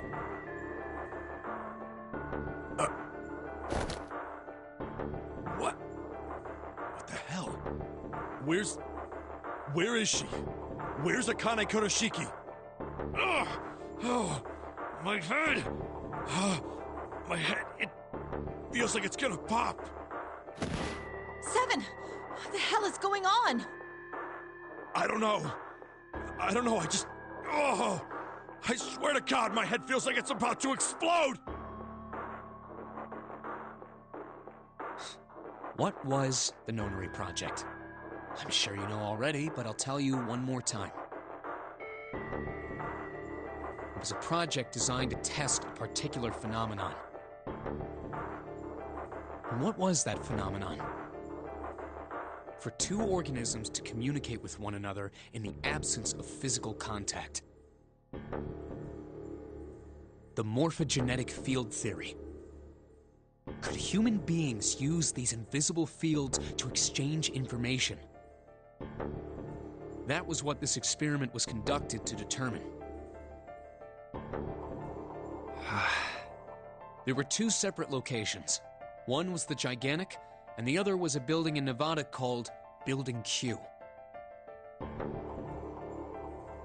The 9 children trapped in Building Q were faced with numerous puzzles, copies of identical ones on the Gigantic. They were told to send their answers into the morphic field set and transmit them to their brothers and sisters on the Gigantic. The transmitters were put in Building Q, and the receivers were put on the Gigantic. Each sibling pair was supposed to be split up, but there was a mistake. Akane was a transmitter. She should have been in Building Q. However, for some reason, she was placed on the Gigantic with the receivers, like me. Perhaps she was mistaken for someone who was supposed to be in Group A. Whatever the case, Akane ended up on the Gigantic. I think I've told you enough. You get it, don't you? I'm pretty sure you know where this is going, Junpei. Where what is going? Don't play dumb. You know things you shouldn't. Things you couldn't. How did you know Ace had prosopagnosia? How did you know why Ace wanted to kill Kubota and how Nijisaki was killed? Were you surprised when you found out Ace was Hongo?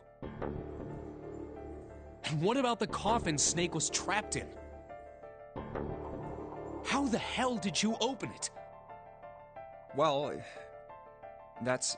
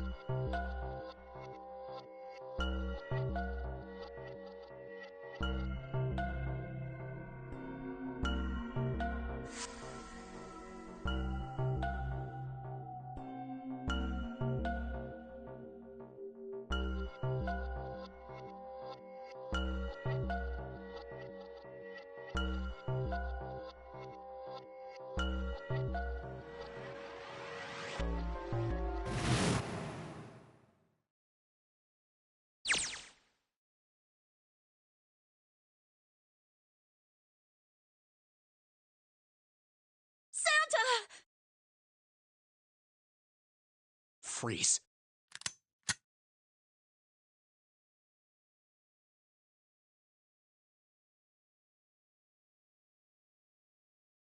Get up.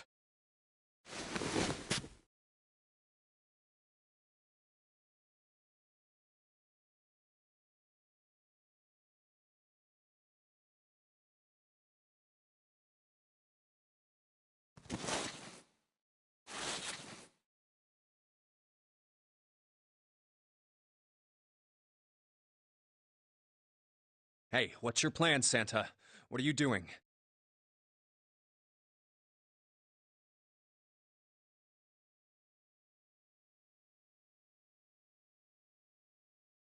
Didn't I tell you? I'm Santa Claus. It's time for me to go make a wish come true.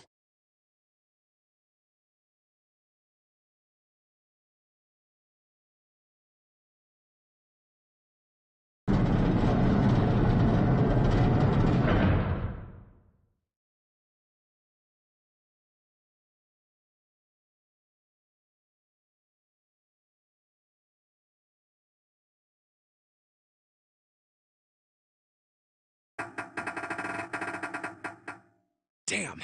Well, it looks like this door isn't opening anytime soon.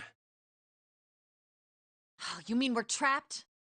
So it would seem. What the hell is Santa trying to do? Oh my gosh! Oh my gosh, what? Have you considered where we are? There can really only be one thing Santa would do now. No. No, you can't be serious.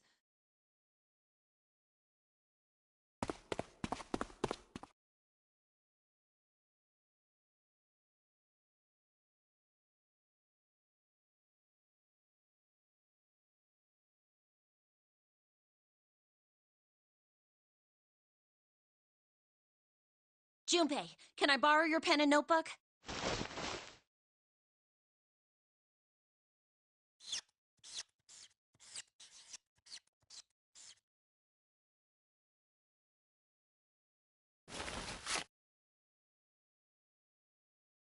What the hell are you doing, Clover? Give me that!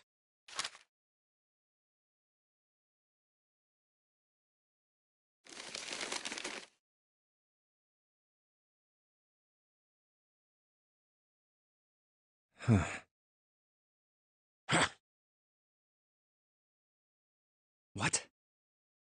And there's no other way?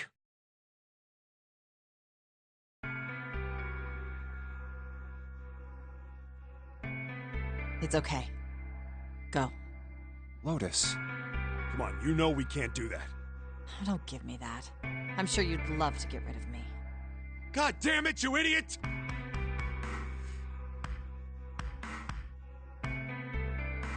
Without... if you're not... Look, it'd be bad, all right?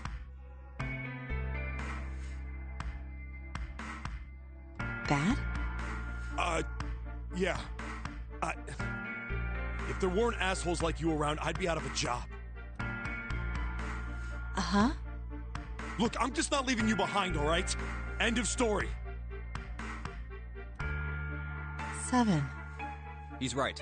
I'm not leaving you either. Me too. You didn't honestly think I'd abandon you, did you? You're all idiots. That being said, however... I doubt we would be able to open the door anyway, even if we were to leave Lotus behind. Huh? Why? I trust you remember what happened to Ace? I couldn't, see exactly what happened, but... I was able to guess what he was attempting to do earlier, at the Red. Oh, yeah. No! What is this? Why? The digital root should be... Then why? Just to see. Why don't we give it a shot? Give it a shot? Yes, that is what I said.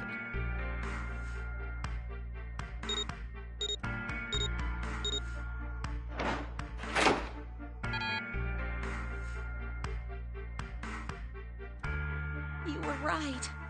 It ain't opening. But it did open 9 years ago. The digital root was 9 then, I'm sure of it. You think maybe they changed the settings? Perhaps.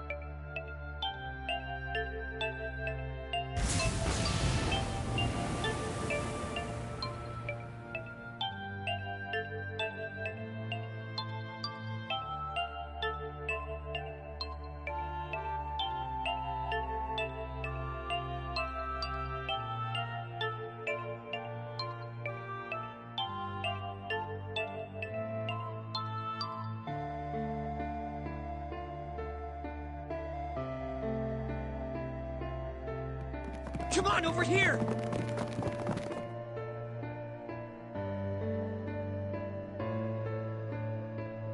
Come on, hurry up!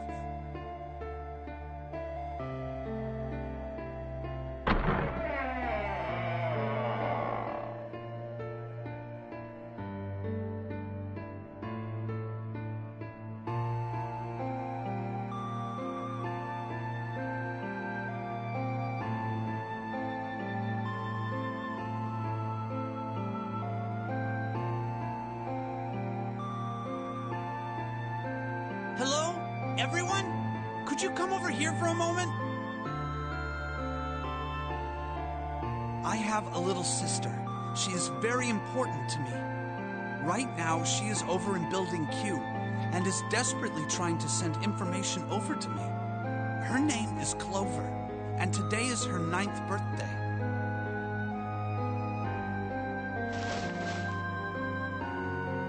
I was going to give these to her as a birthday present. I was outside picking them when I was abducted. I'm sure I've already told you, but I am blind. For a man who can't see, collecting 9 of a very specific plant is, well, it is difficult. But my sister means a great deal to me, and I hope that these would show her how much I cared for her. Since it's her 9th birthday, I thought 9 4-leaf clovers would be appropriate. Every one of you has a brother or a sister in Building Q with Clover. For their sake, we have to survive. We have to get off this ship. Do you understand? If we're going to do that, there are 3 things you have to remember. We need trust and love, and we have to have faith in one another. If we can take all 3 of those to heart, then I promise that good luck will come our way. Did you know that the leaves on the 4-leaf clover mean faith, trust, love, and luck? Those words are leaf words. So if you believe what I've told you, and you understand, then I want you each to have one of these. They're a promise between friends.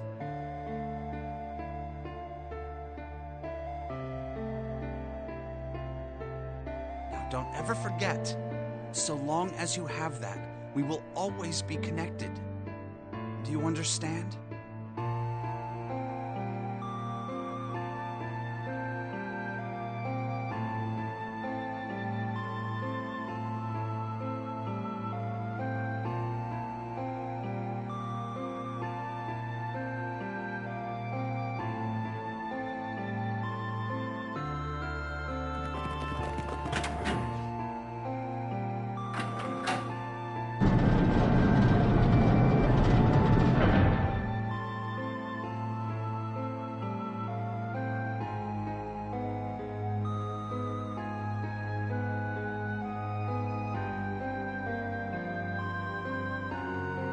What are we gonna do?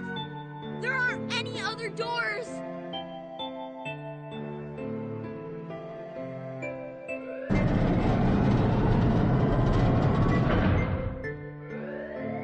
Warning.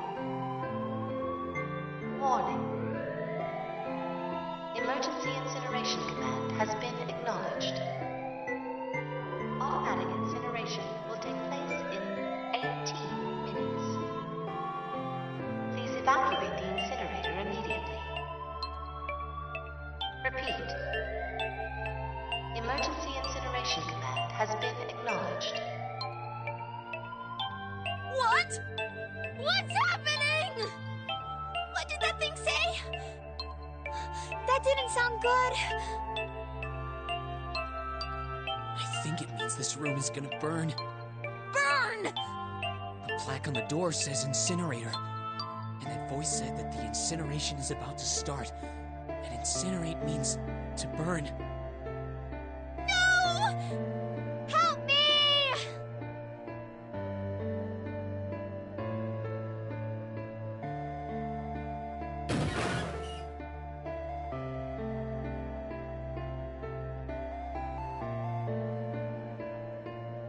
Don't worry, kids. I'm not your enemy.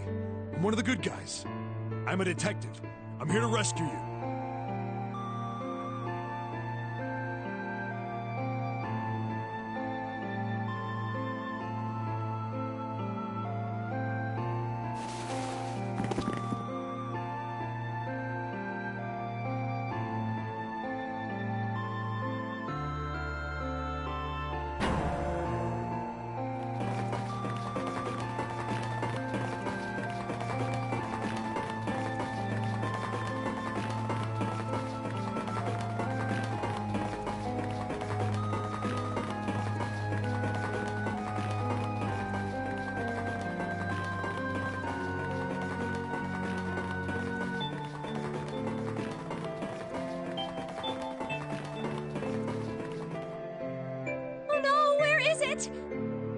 drop Junpei's present?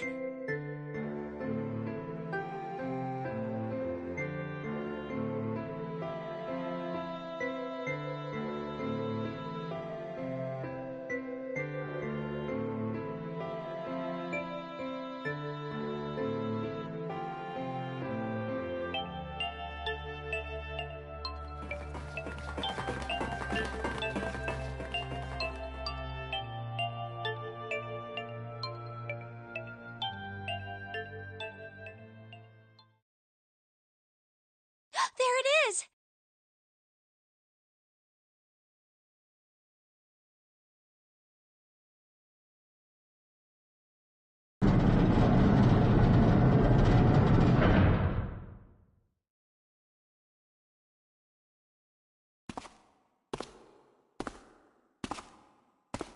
Ah, how wonderful to see you decided to come back.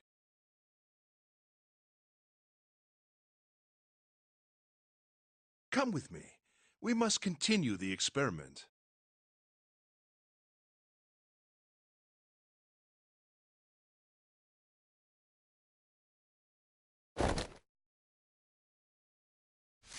I said, come with me. No! Stop! Let go of me! Let go!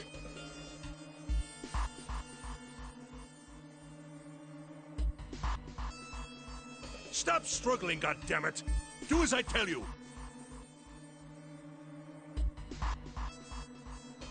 Help me! Somebody help me! Akane!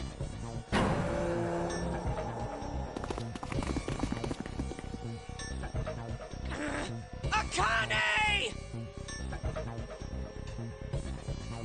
You came back! Ah! You're too late, idiot!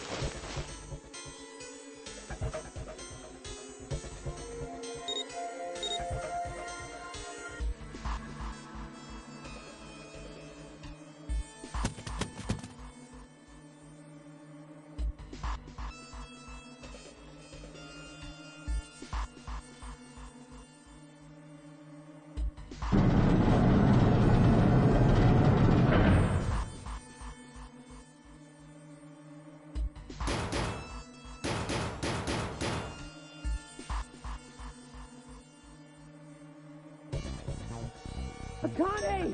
Akane! Are you okay?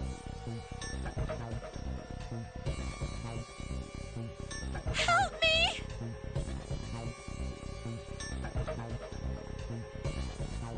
What should I do? I think I'm trapped in here! Where's Hongo? He went out the other door! What? Warning. Warning. Emergency incineration command has been acknowledged. Incineration will begin in 18 minutes. Please evacuate the incinerator immediately.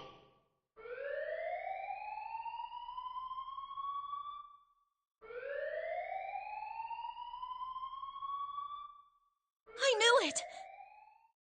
It's starting. Santa started the incinerator. Fuck! Man, I never thought I'd hear that damn voice again after 9 years. What the hell? What the hell? What in God's name are you talking about? It's 9 years this and 9 years that, and when it's not 9 years something, then you're talking about some sort of fucking experiments. You aren't making any sense.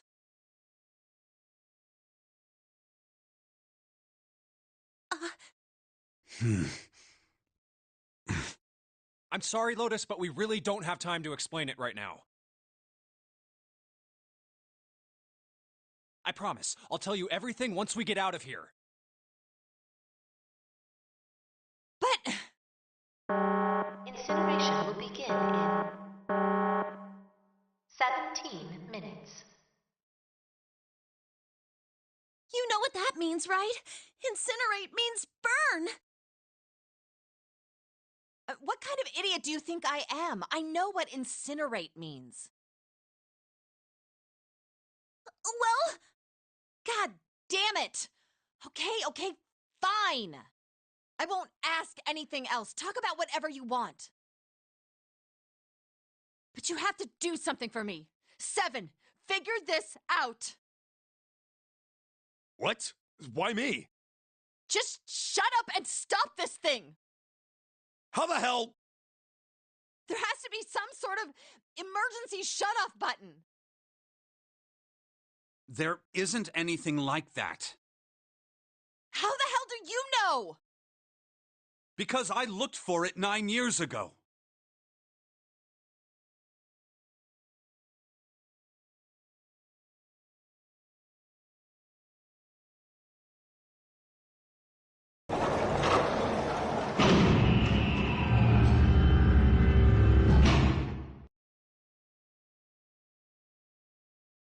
What the hell is that? What is that? What is that?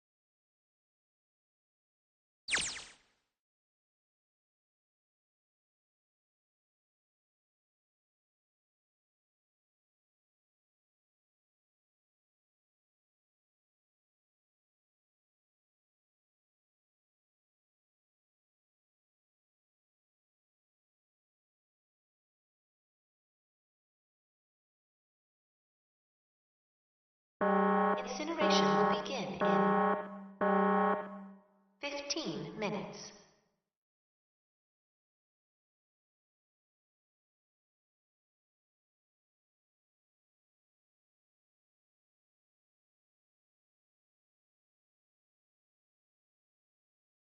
Hey, move!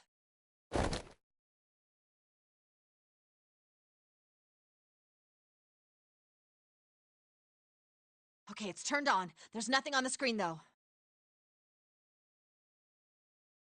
Oh, this is bad.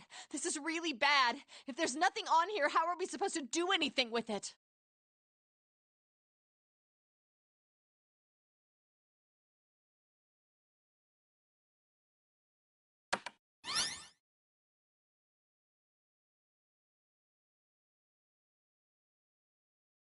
What is this? What's up? It looks like some sort of puzzle.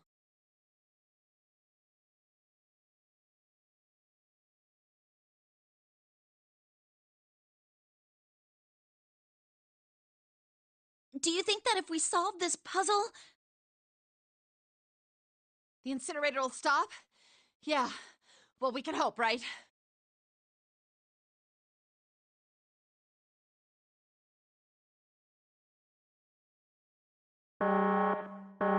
Incineration will begin in 13 minutes.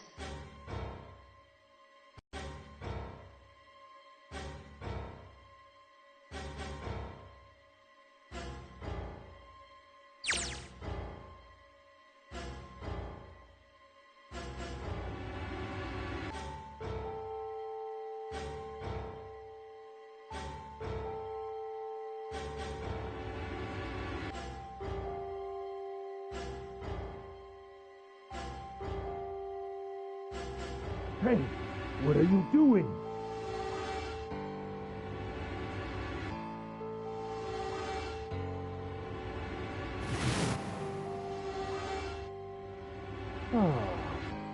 what to do? It's simple, really.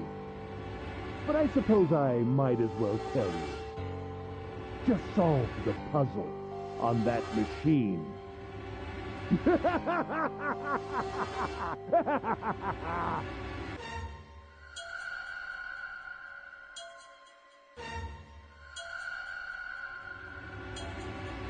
a terrible person! I hate you! Oh my! How could you call a gentleman such as myself a terrible person? That's not very nice. I'm quite fair. I don't use tricks or play dirty. You see? I've even left you a way out.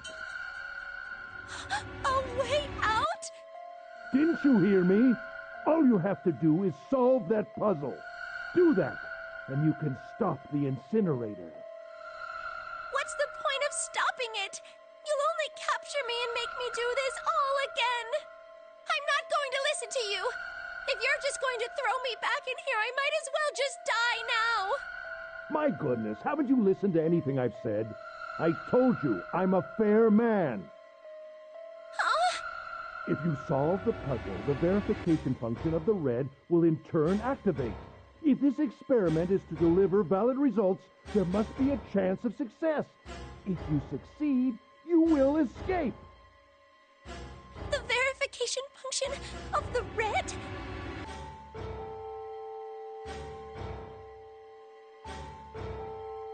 Ah, so you do remember. Right now there are two numbers in the red. The first is 1, and the second is 3. Say, Akane, what's your number?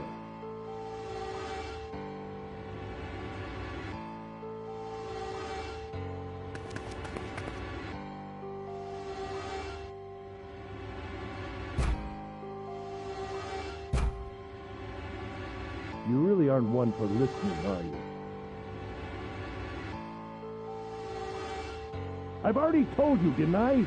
Once you solve the puzzle, the verification function of the red will activate. In other words, if you haven't solved the puzzle, you can't enter your number. What kind of fool are you? Why are you doing this? You could never understand. You don't know what it's like to spend every day surrounded by monkeys. Now start the experiment. Solve the puzzle. I don't know how! Of course you don't. Isn't that the point? You understand, don't you? Access the morphogenetic field and find the solution. I can't! Then you'll die. You'll burn alive. It's gonna be quite hot in there in a few minutes. I imagine it'll be very painful.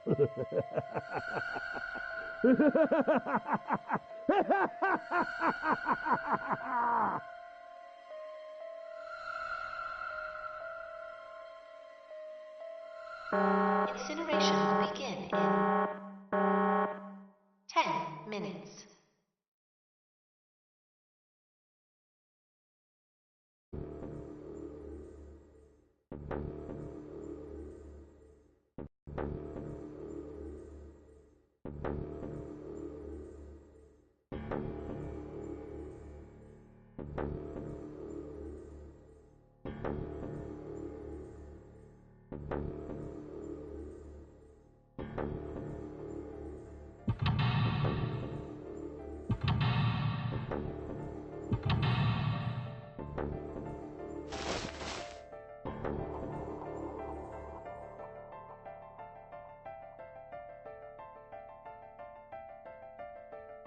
Help me! Jumpy! Help me! Help me! Help me! Jumpy! Jumpy! Jumpy! Please! Help me! Jumpy!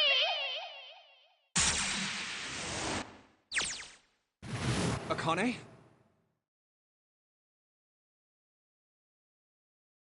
Akane?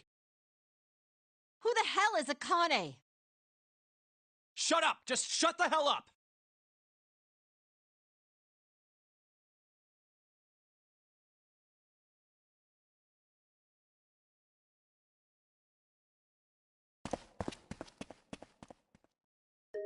Akane! Akane! Can you hear me? Akane! Say something!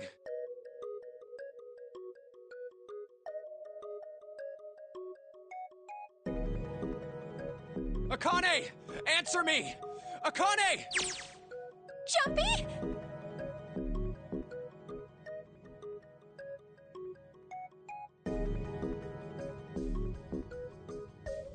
Jumpy! Akane! Jumpy!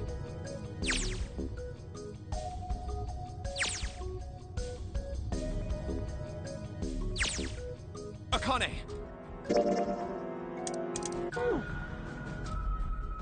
Akane! Yes, I am! How did you know?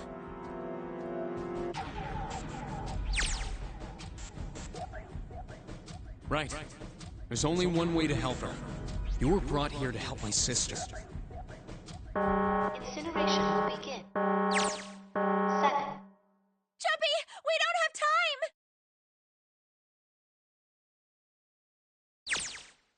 Got it!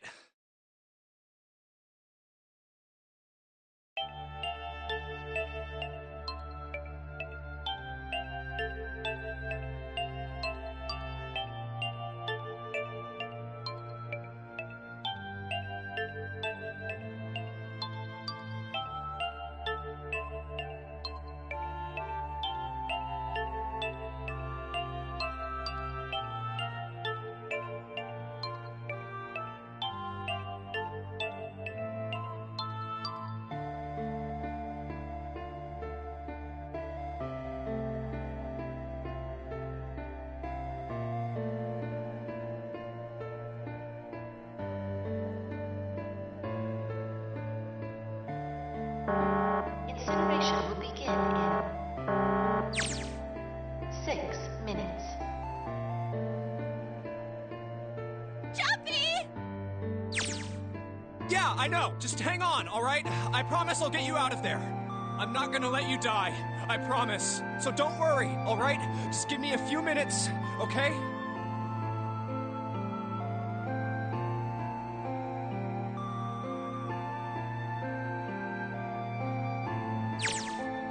Okay.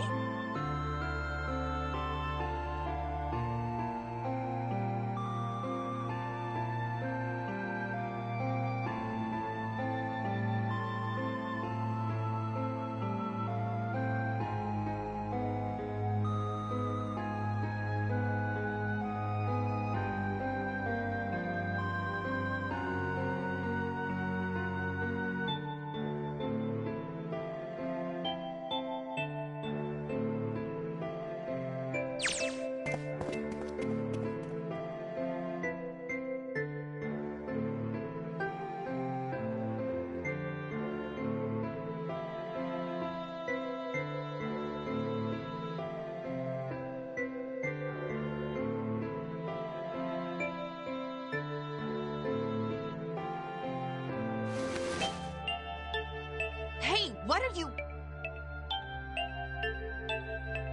Just trust me, okay?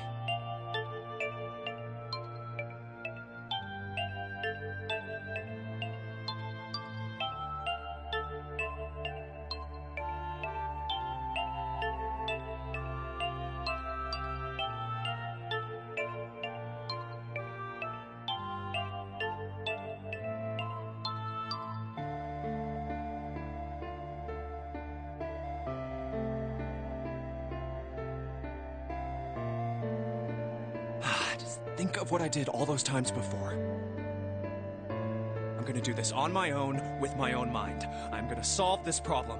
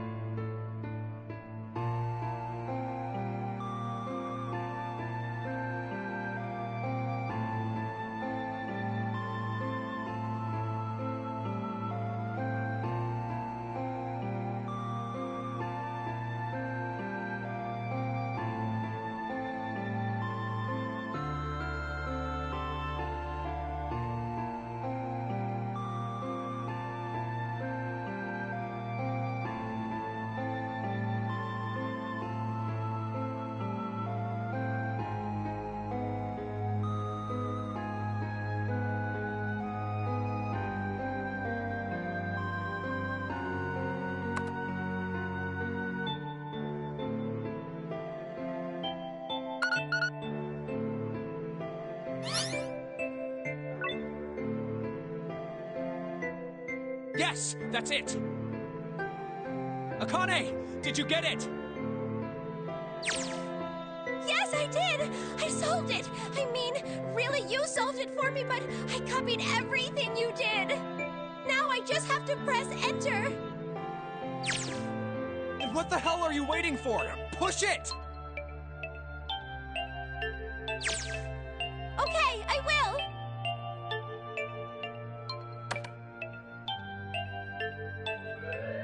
Emergency shutdown command has been confirmed. Incineration system has been disabled.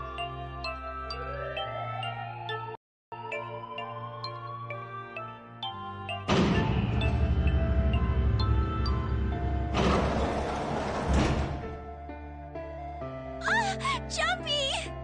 It worked! It worked! The incinerator shut down! It worked!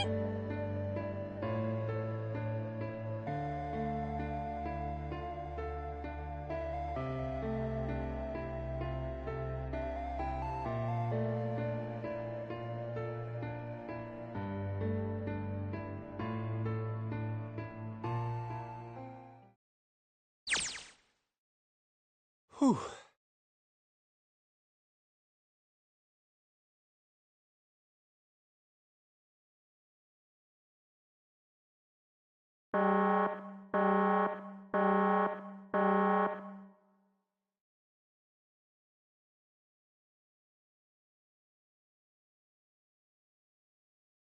Akane, sorry, but things are kind of busy over here. I'm gonna have to hang up now, okay? Oh, of course, that's fine.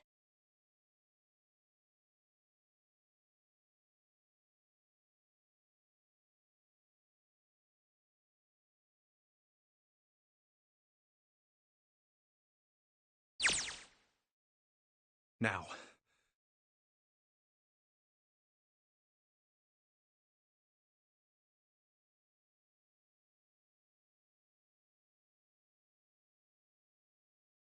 Junpei, are you...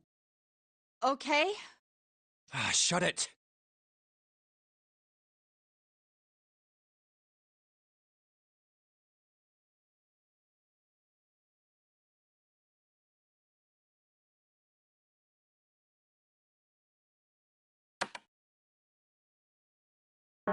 Incineration will begin in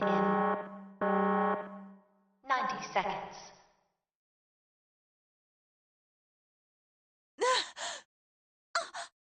It doesn't sound like it's stopping. What the shit? Why isn't it stopping?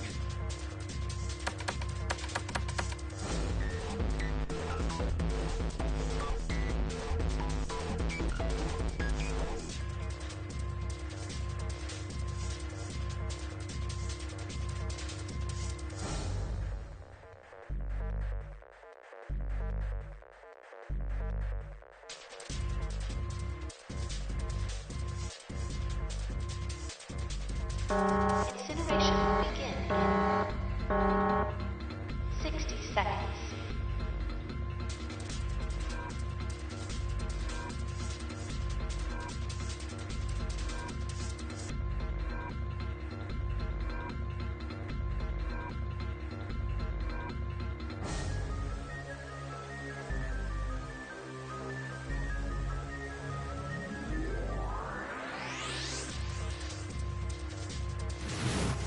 It is hidden, but an exit can be found. Seek a way out. Seek a door that...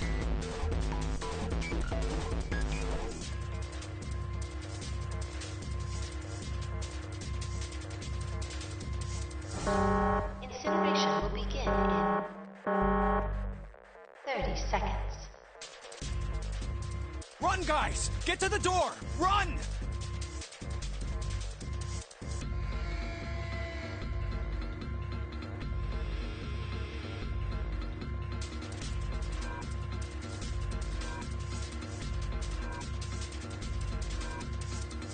Quick! Verify your numbers on the red! Verify? Who? What combination?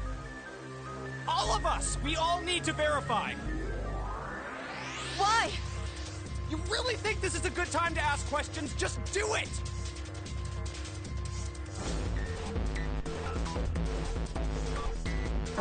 Incineration will begin in 10 seconds. 9, 8, 7, 6, 5, 4, 3, 2. Central gate has been opened. Incineration system has been disabled.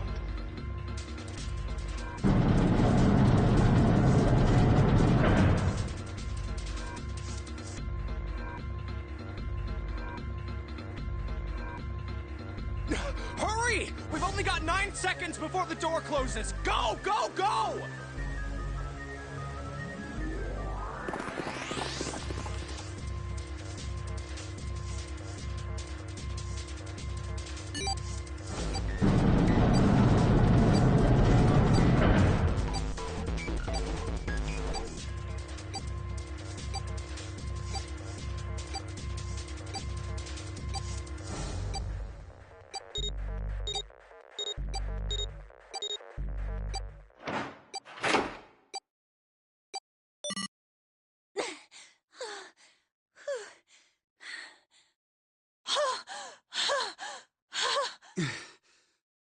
Shit.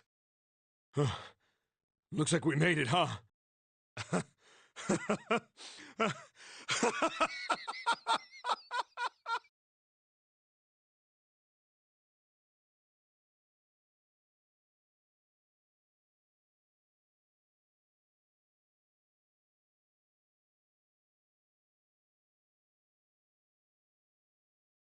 Akane? Akane! Can you hear me? Akane!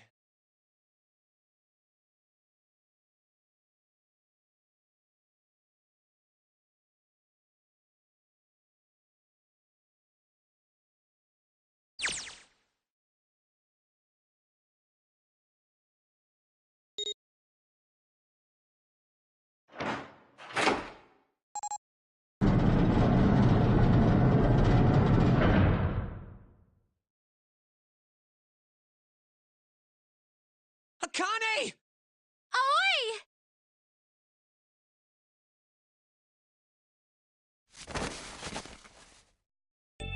Oh, oi! Akane!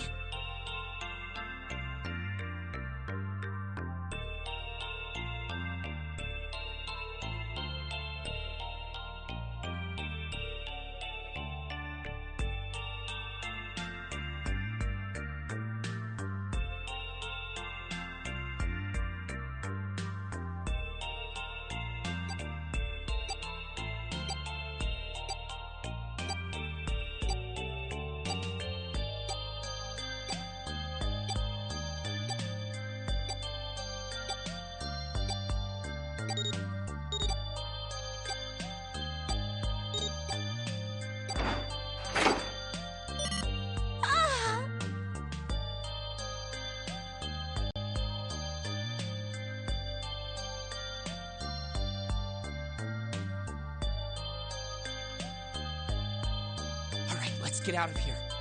If we don't book it, we might run into Hongo again.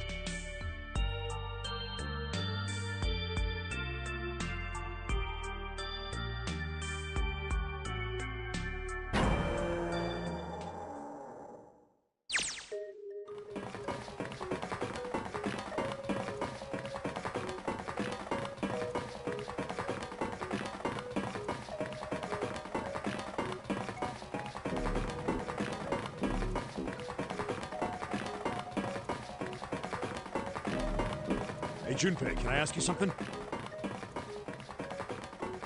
What's up? That door, the one with the 9 on it. Why'd it open? Yeah, all 5 of us verified our numbers on the red. 2 plus 4 plus 5 plus 7 plus 8 is 26. That makes our digital route 8. It shouldn't have opened. That's not like you, Lotus. I thought you would have figured it out already. Huh? Why? Because you were the person who taught me about the idea of bases. Bases? Yeah. What are the 2 numbers in base 2? 0 and 1. How about base 10? That goes from 0 to 9, right? Then how about base 16? 0 through F. After 9, it starts at A and goes from there. B, C, D, etc. You're right. In other words, A in base 16 is 10 in base 10. B is 11, C is 12, D is 13, and so on. So, what about it? You don't get it? What if we keep going with that pattern? What if you go way past base 16 all the way to base 27?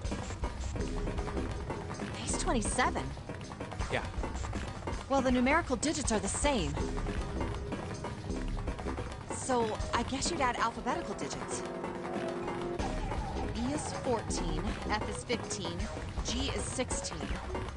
H is 17, I is 18, J is 19, K is 20. N is 23. Oh, Yeah, and?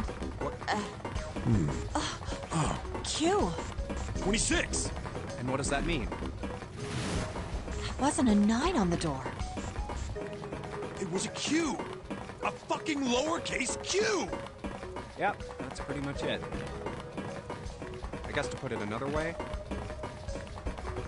you could say that it was a 9 in base 10, but a Q in base 27.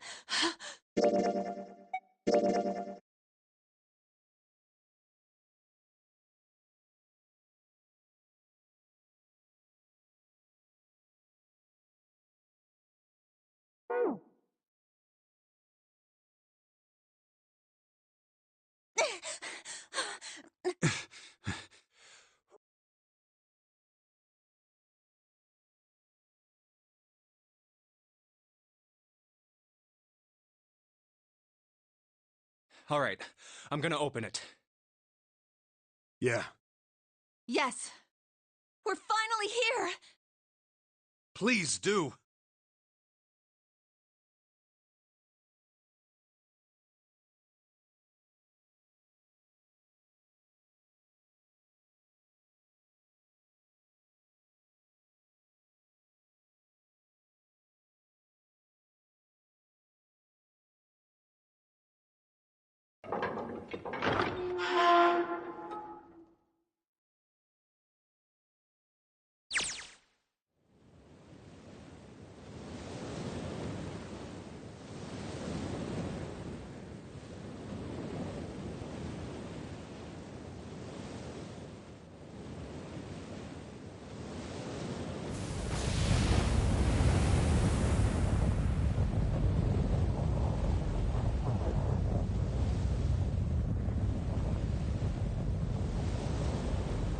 It's over. Yeah.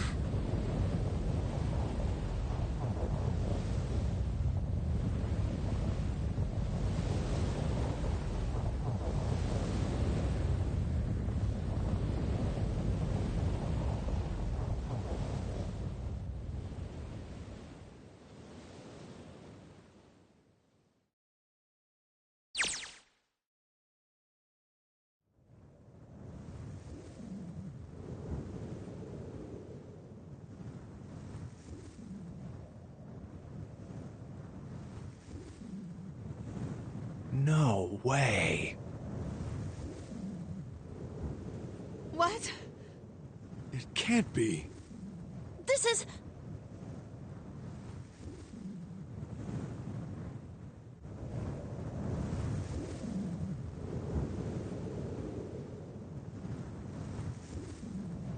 This is the building in the Nevada desert. the mock experiment building. Oh my god. This whole time we were in Building Q.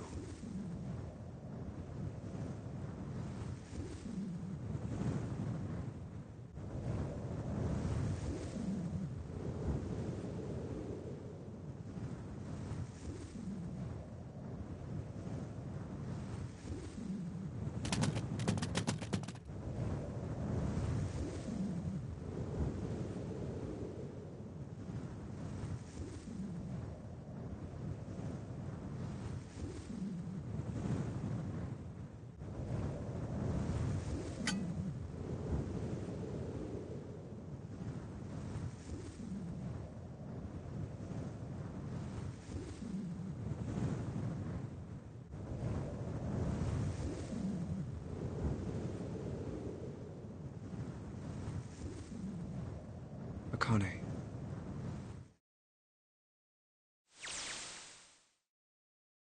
Jumpy.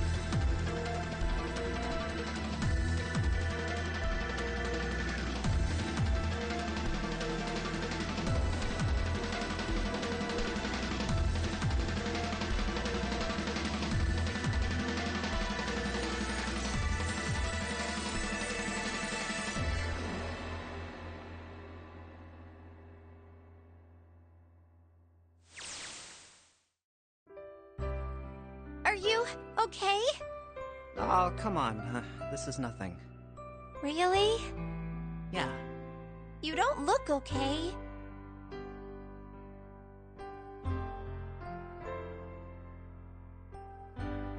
How does it look then?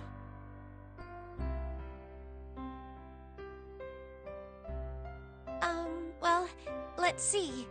It looks like you kissed a toad and got warts, but then they just kept growing and growing and growing. What does that even mean? Oh, ow, ow, ow, ow. See? I told you you're not okay. You're too reckless. You can't beat 5 8th graders, Jumpy. That's crazy. Yeah, but I couldn't just stand there. I mean, don't you think so? I had to do something.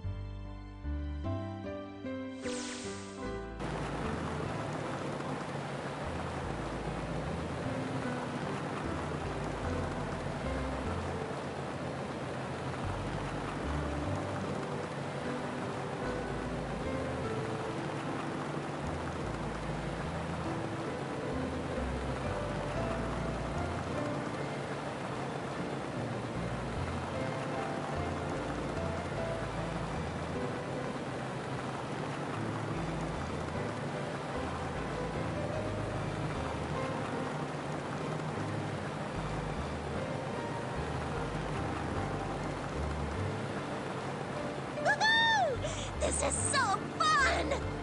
This is so awesome!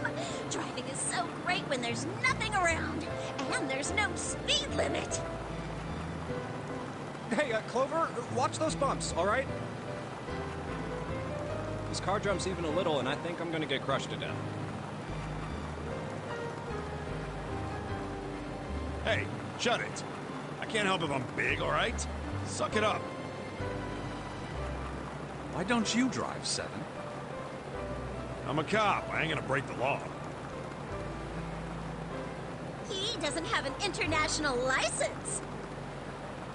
Yeah, but you could have sat in the passenger seat. Oh, hell no. There's no way I'm giving this seat up. And Clover, there's no need to slow down.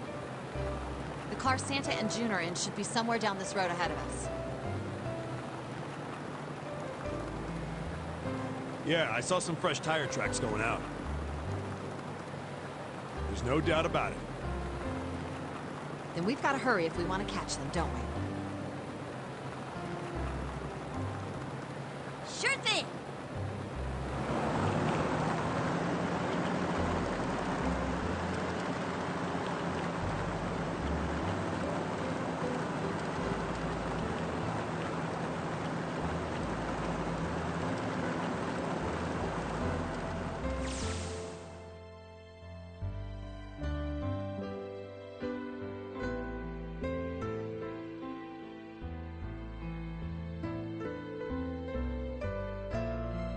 Hey!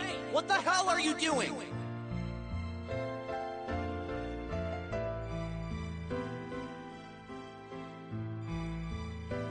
Help me! Officer, please! You have to come with me!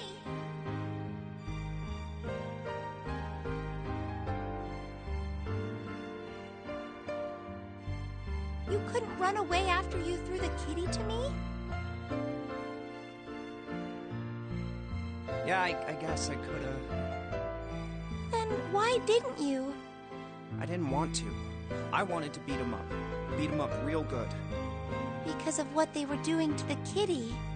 Yeah, that too, but I think they were the ones behind those murders our first semester. Remember? Oh, you mean the bunnies. Yeah, the bunnies. They asked me what elementary school I was from, so I told them. And then they said they'd do the same thing to you that they did to the rabbits. I couldn't forgive them for that, so I...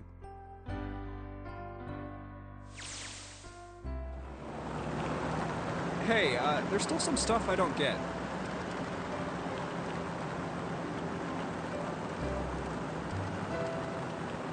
Like Ace. Well, guess I should say Gitaro Hongo. Why did he create the Nonary Project? Anybody? Any ideas?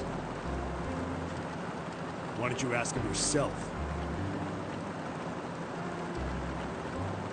He's still in the trunk, I assume?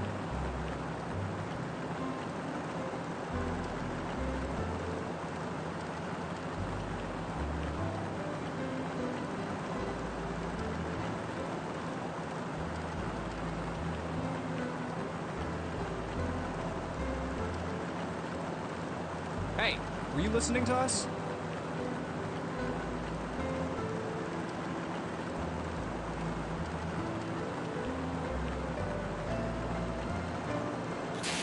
Come on, I know you were. Answer me.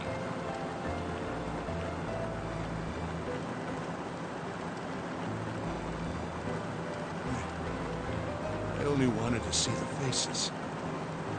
Human faces. I thought if I could gain the ability to access the morphic field set, then perhaps I could see faces.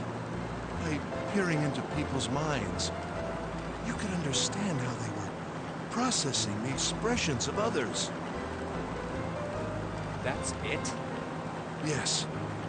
If you want to put it simply, if you are looking for a more philosophical answer, I can supply that as well. You see, the human collective consciousness...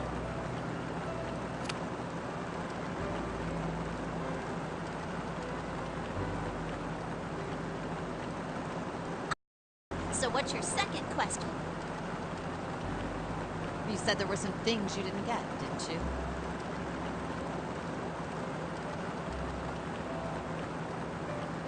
Well, my next question doesn't really have anything to do with you two. This is for you, Seven. It's about the whole Alice thing. What's the deal with that? Well, see, 9 years ago, after I escaped from the Gigantic, I kept going after Hongo on my own, hoping I'd catch him when he finally slipped up. During the course of my investigations, I learned a lot more about the Gigantic. I also found out about Bourdain and Alice. You're not really answering my question. Was there actually a girl who wouldn't melt at room temperature?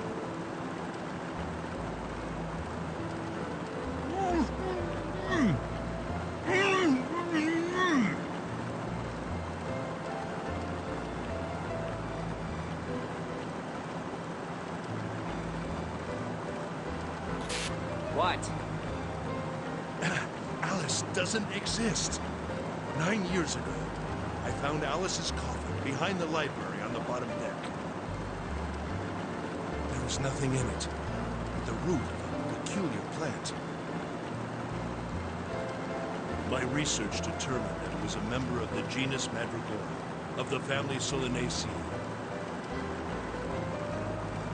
I was able to extract a particular alkaloid from it. I used that extract to create Sokolin. Its creation was a tremendous boon to my firm, and we grew rapidly.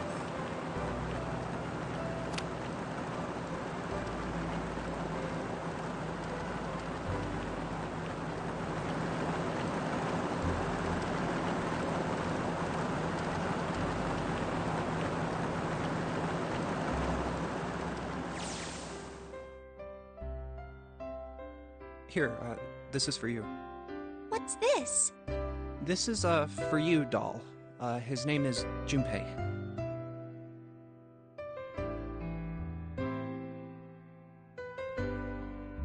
Jumpy, are you sure it's, for you doll?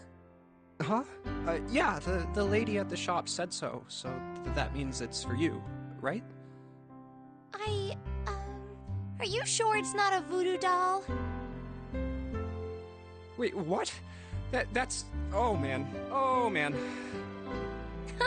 Well, it sure looks like a voodoo doll. I mean, you do know what a voodoo doll is used for, right? Yeah, I guess calling it Junpei isn't a very good idea, then. Why are you giving me this anyway? It just seems really sudden. You know how after June, we aren't gonna get to see each other too much? I mean, we're gonna be in different schools, and I just thought I'd, Oh, okay, well, how about we call it June, then? Okay. So, I wanted to give you this. You sound like some sort of tribal chief in a bad movie. Yes. I, head of tribe. This doll, traditional charm of tribe. So I give this. It me. So we always together. Oh, Jumpy. If something bad, then hold and pray. I go wherever you are. So here, take. Thank you. Thank you so much, Jumpy.